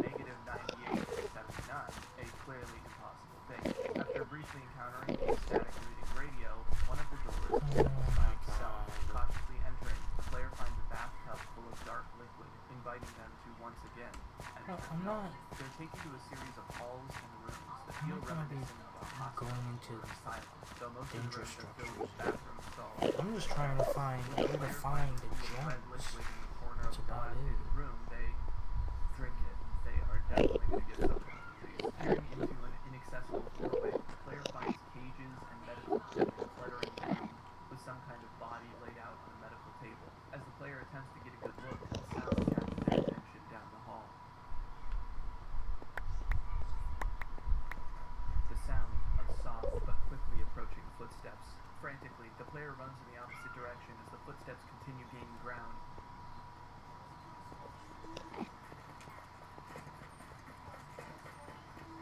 And the video ends. The description of this video reads June 1st, 2012, 18:58:23. Scraping the hard drive. Managed to salvage this. Judging by the date, we get the idea that this footage is from over a decade ago. It's unclear if all the footage we've seen so far is that old, or if it's just this bit. The description also seems to tell us that something has happened to Dr. Bosch's hard drive, and the fate of any further videos is, at this point, unclear. The video itself appears to be the opening screens for Fallout New Vegas, but there's a very important detail here: the Black Isle Studios and Interplay logos. Black Isle Studios and publisher Interplay were the team working on Van Buren, that earlier attempt at Fallout 3 which would inspire parts of New Vegas that I mentioned earlier. They did not, however, actually work on New Vegas. It does still seem to end on the title screen for New Vegas, so it's really unclear if this is supposed to be some alternate lost version of New Vegas created by Black Isle Studios, or a strange mishmash of the two games, or an alternate universe. Either way, it ends just as quickly as it began. The description of this video confirms our suspicions on the fate of future video captures. A vid or two left to salvage, the rest are beyond repair. So, something happened to Dr. Bosch's computer which corrupted much of the footage that was recorded. Let's see what's left. The player has made their way out of the hospital area where they were being chased, and back to the hotel hallways. Things within this area continue to be reality bending, with one room even featuring massive, oversized furniture, like everything has been scaled up. While wandering the halls, the player continuously passes various paintings on the walls. I've been able to identify most of them which appear in this video. They all seem to be paintings from Francisco Goya, specifically Goya's Black Paintings, a series of pieces Goya created seemingly without any intent on ever sharing with the public in the later part of his life. The most famous of these probably being Saturn devouring the sun, though none of these pieces were ever given names by Goya himself. The ones I've been able to identify in this video specifically are A Pilgrimage to the Fountain of San Isidro, Asmodia, The Dog, and Witch's Sight. Because of the private nature of these paintings, there isn't much we know for sure about them, other than that they seem to reflect Goya's own bitter and pessimistic outlook during this time, due to his deteriorating health and political and societal unrest. They all seem to portray moments of great terror or misery. I should also probably mention that I am not an art historian, and this is all coming from very preliminary research on the topic, my sources for which will be in a document below. I do think it's important to note, though, because art and literature have continued to be important references throughout this series, and these paintings will play a part in there's my a larger bust. analysis of the series later. The picture frames around these halls also contain a painting which I am unable to identify, but appears to show a landscape at sunset with a cross silhouetted against the horizon, and behind an inaccessible curtain there's another difficult to discern painting and a newspaper outline. Something about an investigation of some kind, but it's really hard to make out in this instance. We'll be coming back to this newspaper clipping, but if any of you can identify the painting that I wasn't, let me know in the comments. Eventually, the player finds a large metallic door, which leads to what appears to be some kind of medical area, at the center of which is a large pod. Inside, a skeletal corpse lies in a pile on its own viscera. I believe this pod is a model used in the game as a virtual reality pod. The player takes out the briefcase they collected all the way back to the kidding ground me? and tosses it at the pod. This Please gives us get me out of here. the M. Johnson quest. Completed. Interesting. I must share Come the on, section you of can the go comment where down, but Alexis not up. Electronics. Such an intuitive quest. I didn't know there was just Without any more directions, the player finds themselves entering an elevator into no, Damn which it. leads them back into a cave system, this time filled with heavier vegetation. Here, they find another body which looks eerily similar to them. This time, it just seems no, then another body, then an entire pile.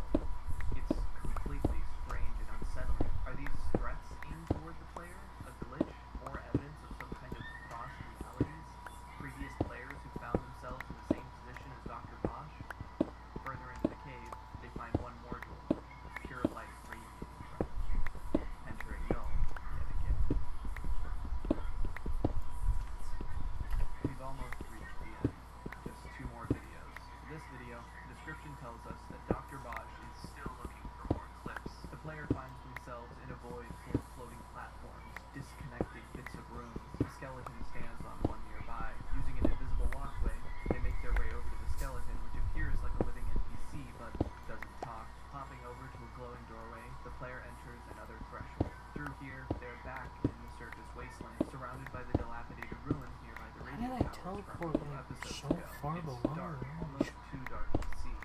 Something not too distant bangs to the ground, kicks up dust. Terrifying ambience follows. Then something bigger, closer.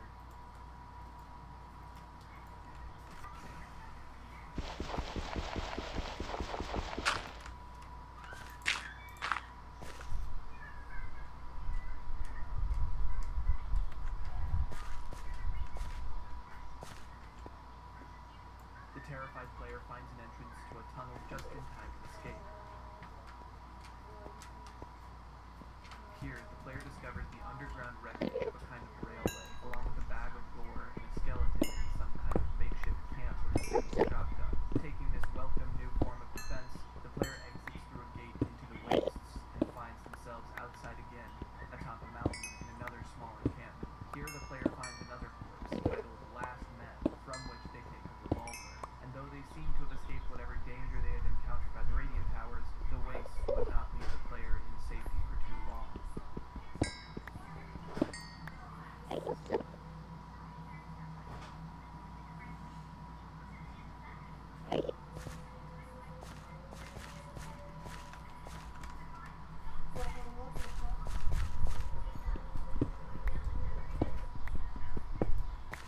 Taking into account the description of this video at the opening 2 seconds featuring a cloudy red sky and a high-pitched buzzing, it seems pretty clear that while partially recovered, this video file is still pretty corrupted. The player is surrounded again by radio towers and mountain walls.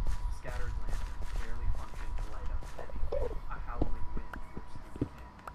Cutting through the corruption, the player is now inside the ruins of some kind of dilapidated skyscraper. Throughout this video, we keep cutting between the interior and exterior of what appears to be a ruined city, sagging high-rises and crumbling concrete, as they continue to explore a garbled radio waves. It's hard to distinguish exactly what is being said, as it seems to switch between multiple channels, but I've done my best to subtitle what I can make out.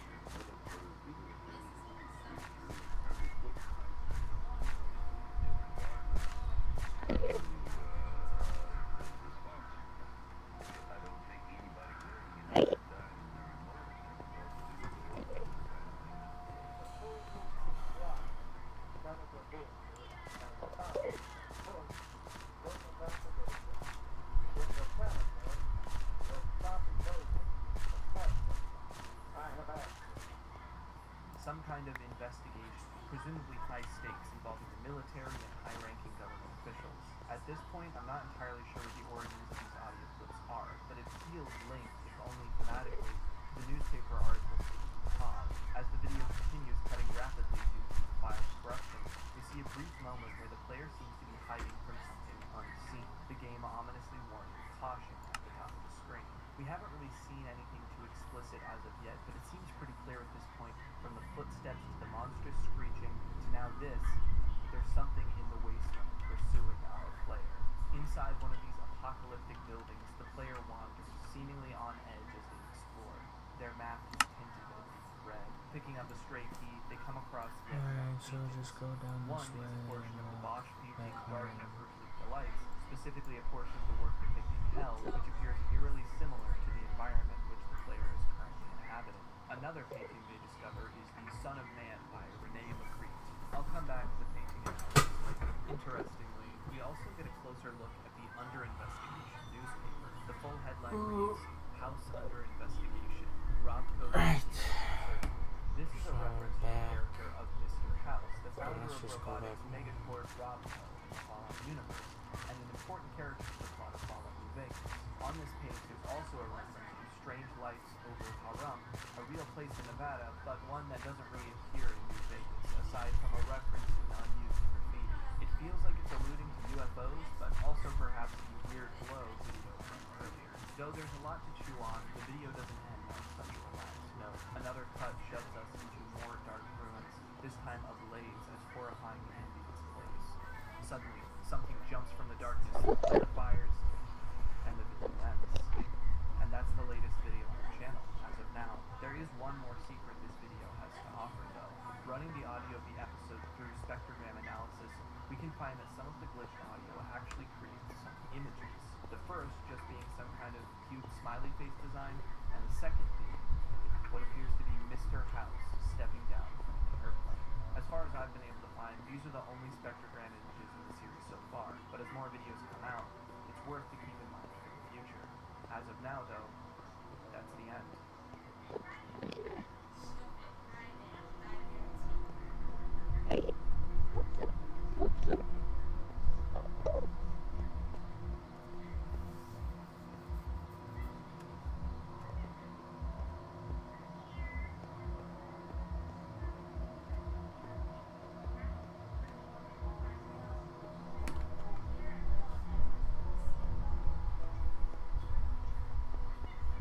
The mysteries of the wasteland only seem farther out of reach, but we've been given an awful lot to chew on.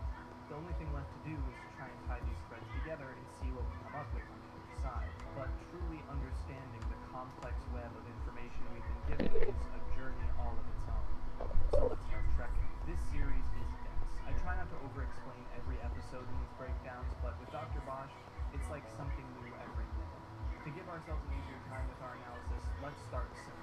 Player, who we could safely assume We could is Dr. raid Bosch, discovers this that one and Mr. remember Bear is keeping them from that crossing out it's to the still other like a side. giant Outpost fall is dark, trap and they can see each other. as soon as you Sharing get this onto discovery it. on some kind of outside forum, some of the remarks suggest that they recorded and showed And their look fellow down users. From here, the forum thoroughly. discussions presumably continue as the player records more and explores further. After being unable to re-enter into the surface world of the game, there's nothing else to do but continue wandering out of bounds. At some point, I would wager due to something they ran into in the game, their hard drive is corrupted and leaves the player with only pieces of their documented journey. The description of the channel calls these uploads old vids, and considering the movie maker vibe of the first one and the date given to the recovered intro recording as 2012, it's possible these are all from that same period.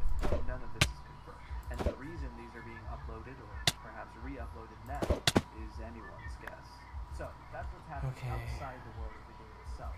What about inside Dr. Bosch's unusual copy of Fallout New Vegas? It's weird, in ways I haven't even mentioned yet. Subtle details that you may gloss over on a first watch, many things that I missed, which were brought to my attention via reading comments. But why did I do that? Oh, god damn it, man. The connection this series makes to That was a free... The first two entries in the Fallout series were created by Black Isle Studios and Interplay Productions. Alright, and I gotta really, codenamed eat right now. would take place in the Mojave Desert, but the majority of its story and characters were completely different. Eventually, though, Black Isle Studios would shut down, and the Fallout series would instead be handed to Bethesda Softworks, who created an entirely new Fallout 3. Bethesda would then publish Fallout New Vegas, developed by Obsidian Games. New Vegas would end up incorporating elements of Van Buren, including the main setting of Mojave.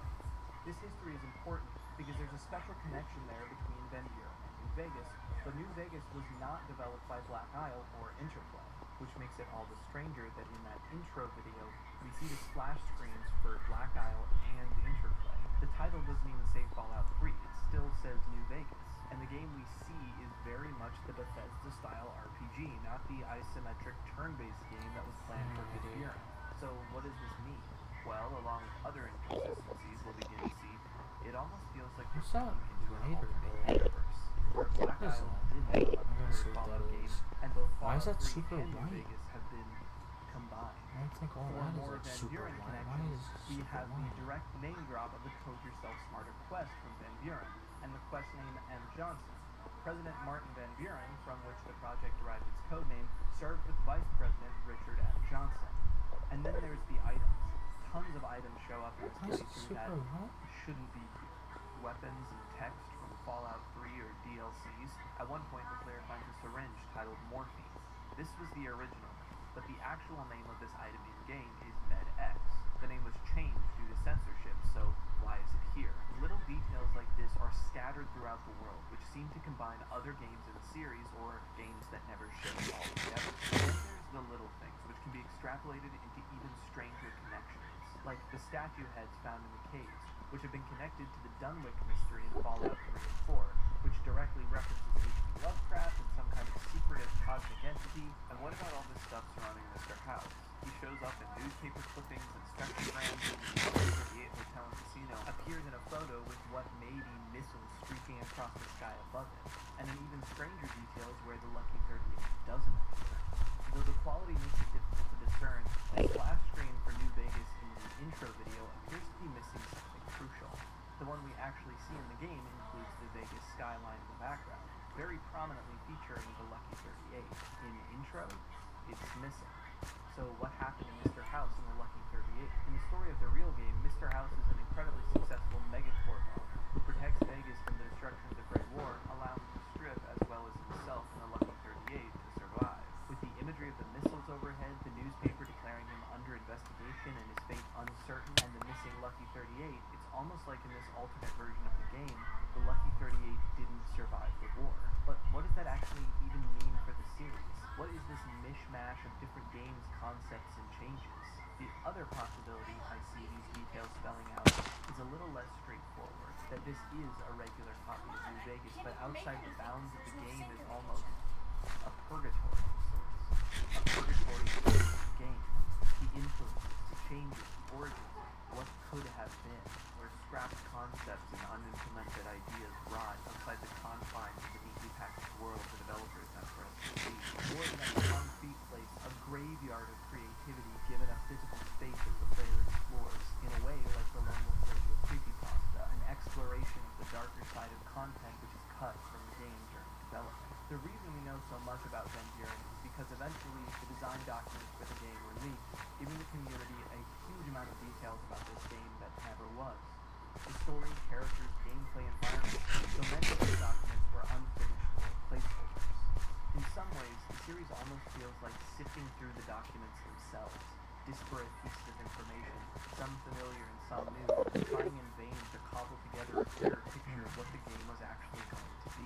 It's a search for answers in incomplete information. And this, I think, is the core theme of the series, and it's only one of many connections this series makes which explores it. And as I go through more of them, we start to see just how strong Couldn't find anything. One commenter points out another connection which might finally help us anywhere. the strange world our player resides in. Mad God is a film by effects artist Phil Tippett. It combines stop motion, live action, puppetry, and computer effects into an incredible, hellish journey. And there are some similarities here that feel too coincidental.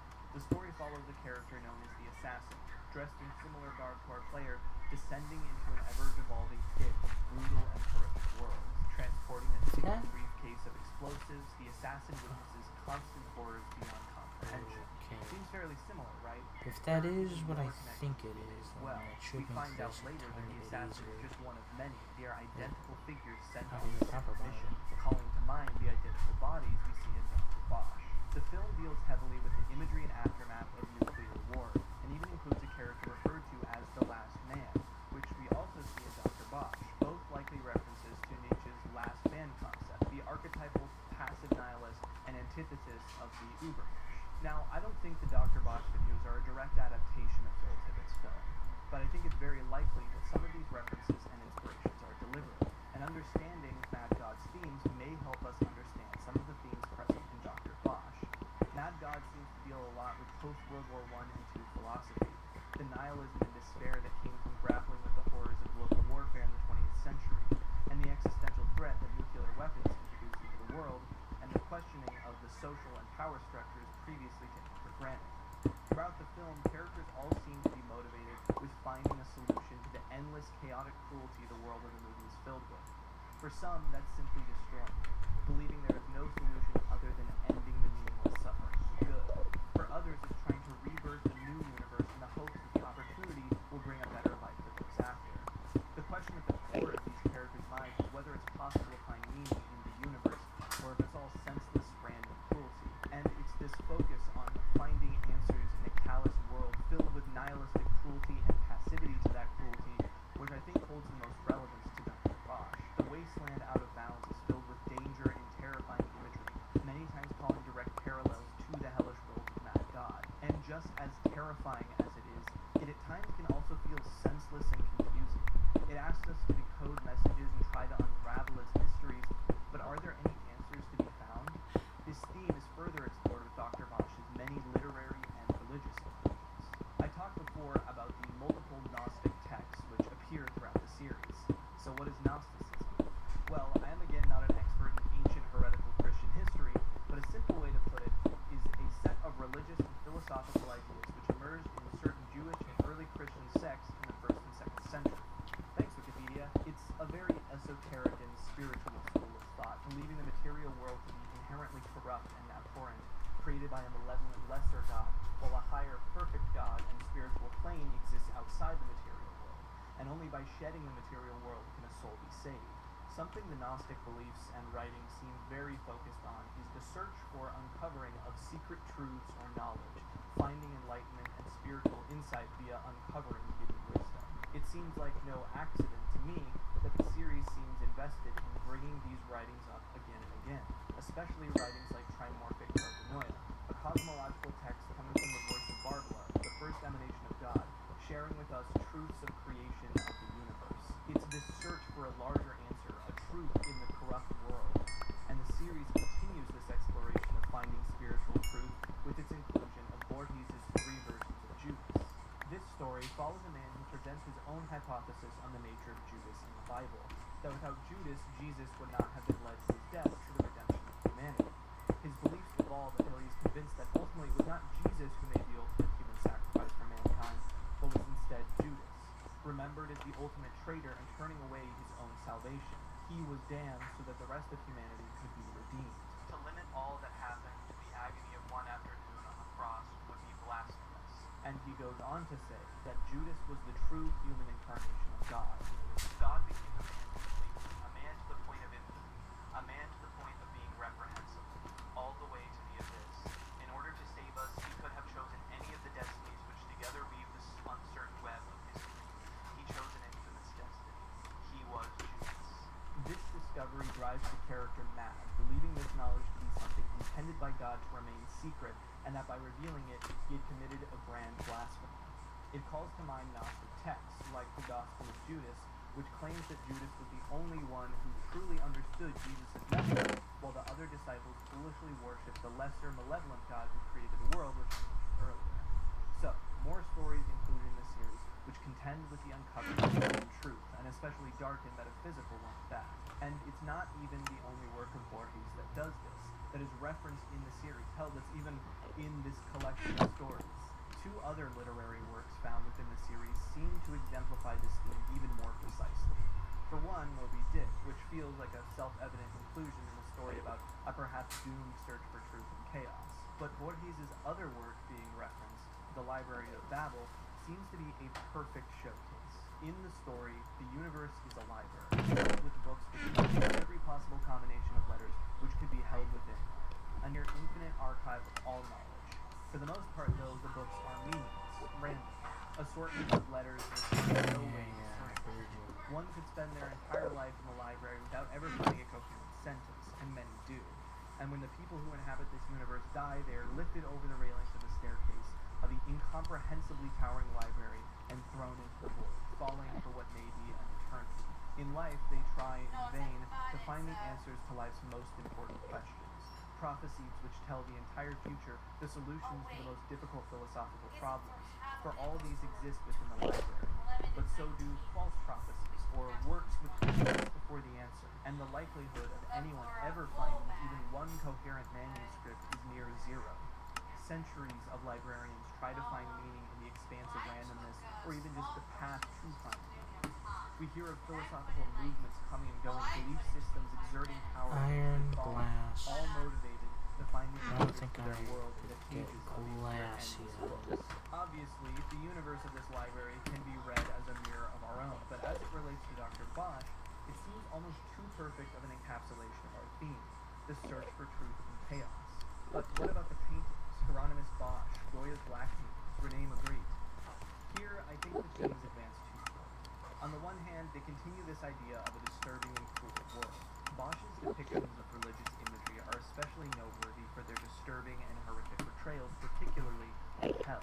Goya's black paintings are similar, though in a decidedly less fantastical fashion. These paintings, influenced by his bleak outlook and the personal suffering he experienced at this point in his life, portray moments of great terror, misery, and cruelty. They paint the most haunting parts of the human experience. But it's not only that.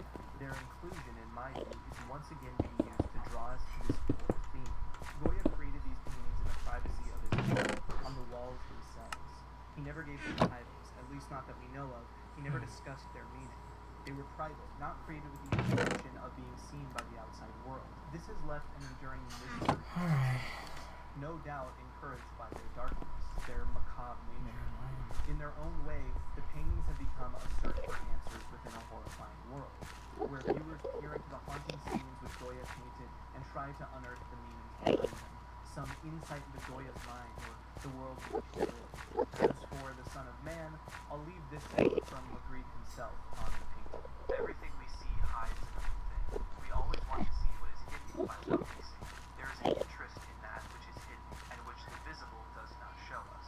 This interest can take the form of a quite intense feeling, a sort of conflict, one might say, between the visible that is hidden and the invisible that is present. I think the literary works, paintings, and films which are referenced in this series are very intentional and serve to reinforce both the central theme of the series and the world in which it takes place. The wasteland we see in Dr. Bosch's videos portrays a bleak world, riddled with corpses, body parts, chaos, and danger, ruminating in the cancelled game which inspired it, left unfinished and discarded only to be picked apart for scraps. It's hellish in the most traditional sense, a combination of Hieronymus Bosch's fantastical hellscape and the post-war industrial nightmare of Mad God. But in all the ways this world is horrific and dangerous, it is also chaotic and absurd. Very rarely does there seem to be a rhyme to the events that take place, the quests of the agents in the rooms. Things are clearly broken, effective or missing menus, glitches and corrupted data, and feel random. In the end, the player can't help but continue exploring. It's the only world they have left to explore, and as an audience, we can't help but continue to watch. At times, it feels like there's some intention in the chaos, some method to the madness, maybe some unseen entity guiding us, or some source to everything that's here, but sometimes not. And the question Dr. Bosch wants to ask us, as all of the references it includes before it, is this: in a world which is random, chaotic, even cruel, seemingly meaningless, can you find meaning? Is the search for truth or answer inherently doomed? Are we destined to go down with the ship, fall into madness, or an endless void in our quest to find intentionality or purpose in randomness? This question could, of course, be applied to a lot of the relevant concepts which surround the series. Reading too deeply into an artist's life through their art is something we do see at times in the web series community, or perhaps intense interest in putting together the remains of a game which has long been dead, or the enduring mystery of a cryptic Russian radio. Well, there's nothing much I could really do with fight But I would not with limit that these MMP themes to style. just a few applications. These questions have been ruminated on since time immemorial and exist at the very core of humanity's drive to continue creating in the face of the new, if you'll allow me to matter. And I think what is so intriguing about Dr. Bosch is it's not just about finding answers to the mysteries in the game. Dr. Bosch's videos ask us to think about the search itself, what the drive to find meaning says about ourselves, and ask us to question whether any meaning can be found at all. I want to end this video with a sort of call to action as it pertains to this series. I'm not an expert in any of the things I've discussed here. I hope that I haven't messed up anything too badly, but I am not an art historian, literary professor, philosophy major, or even a super hardcore Fallout player. I am sure that there is a lot of stuff in this series which I missed, or connections still to be made. And as far as I can tell, it's still in the works. More entries are yet to come. And in fact, there is a new video that was released literally hours after I finished this video. So you have something new to go watch right now. And I think this is the perfect time for everyone out there who may be in the comments ready to correct a mistake I've made, because this is exactly your type of thing. The type of thing you know all about or are great at solving, to go check out the series for yourself and join the burgeoning community over there unraveling its mysteries. Really, I wanted to make this video to get more eyes on it, because it may not be my area of expertise, but I know there are people out there for whom this is exactly what they've been looking for. Thank you all for watching. If you like this kind of thing, you can support me on Patreon for only $2 and get access to a bunch of behind the scenes carries packs, exclusive reviews, and more. Also, the song I made for this video, Lone Wolf Radio, is You know what? This Spotify, pretty iron much smoke, everywhere else, I'm gonna along with call free it downloads there. on Patreon, no subscription required. Thank you all again, and I'll see you all next time.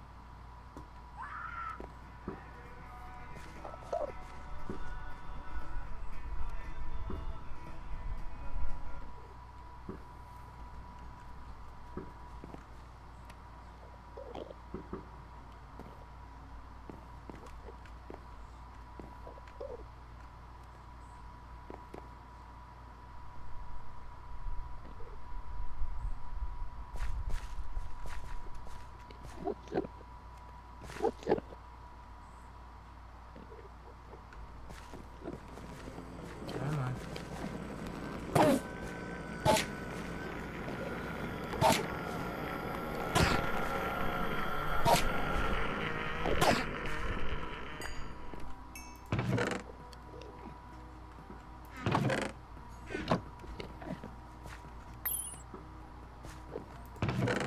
There's everything.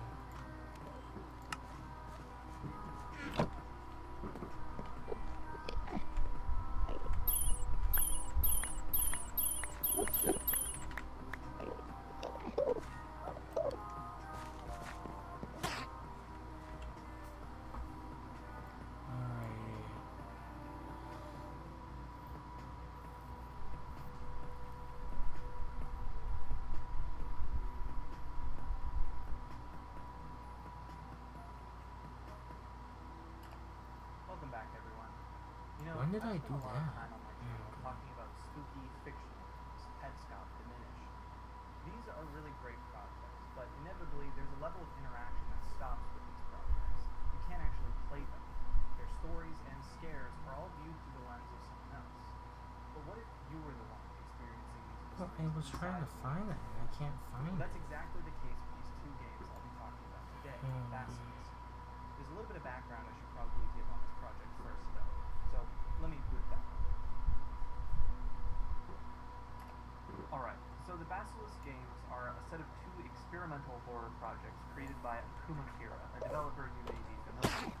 Kira's most popular work would probably be Spooky's Jump Scare Mansion. They're also the developer behind Lost in Vivo, one of my favorite indie horror games that I actually made a really bad video about in 2019. Recently, I stumbled upon a project from them I hadn't heard of, the Basilisk NES ROM and the game Basilisk 2000. Now, these projects work a bit like unfiction, in that everything about them, from their download pages Yeah, to I the just content can't of the game themselves, find it. are trying to get you to buy into the larger story around them. In reality, they're projects created by Akuma Kira in the past few years, but in the depiction of their worlds, they're retro games from the SNES era and the 2000s respectively, unfinished or incomplete recoveries of games now decades old, discovered, preserved, and uploaded on itch.io to allow them to be played on modern hardware. They are necessarily incomplete, meaning the story here isn't just that of the plot of the game, but also about the developers and the history around the IP. It also means we'll need to draw information from outside just to play the games. We'll need to search through the game's files and documentation left by the people supporting the games, and at times even decompile assets from the game to get a better understanding. I should also mention these are firmly horror projects, so things are bound to get spooky. Alright, so we should probably start at the beginning with the first game, Basilisk for the SNES. I know they're...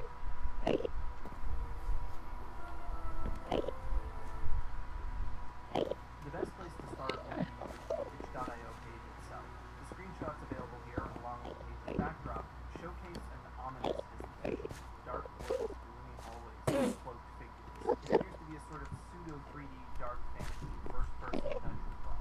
The description on the page gives us a It wouldn't just disappear like that. I know they won't. Basilisk is an unfinished RPG for the Super Nintendo, now mostly stable and playable through the very old SNES One Plus engine, or SNESy. You play as a noble knight from the Old Kingdom, sent down to solve the famine. Also available on the page is a 3D model of the original SNES hardware.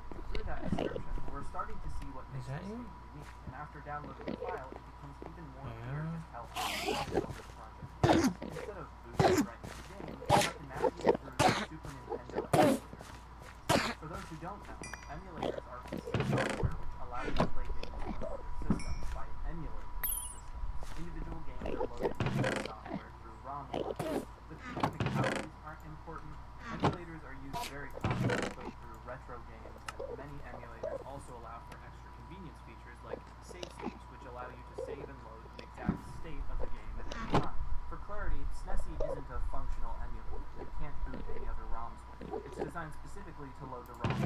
basilisk, but it does a good job of appearing like a legitimate pseudo-defender. Loading our basilisk ROM, we're greeted with an ominous title screen. The blood-red skeleton of a beast surrounded in darkness. Hitting start, a scroll slowly unfurls before us. My theme, 1431 AD. Untold hardship befalls the king. A time of famine. The king struggles to provide for his people and allocate food to the peasants. You, a simple knight, are dispatched to hear out the people. But it may be too late. When you arrive at town, it is not what you expected. The town is deserted, the buildings are gone, and there's a shrill howl in the air. From here, we're loaded directly into the game. A low res a dark forest, howls the wind.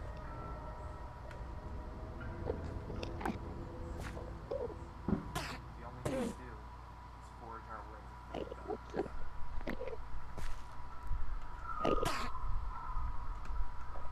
One little quirk about this game, and it may really be the only thing I particularly like about it, is that actually finding things in each of its levels is very tedious. You're surrounded by dense fog and darkness, so you can only see a short ways in front of you. You move incredibly slowly, and each level's environments are incredibly easy to get lost when you run around it, and there is no direction.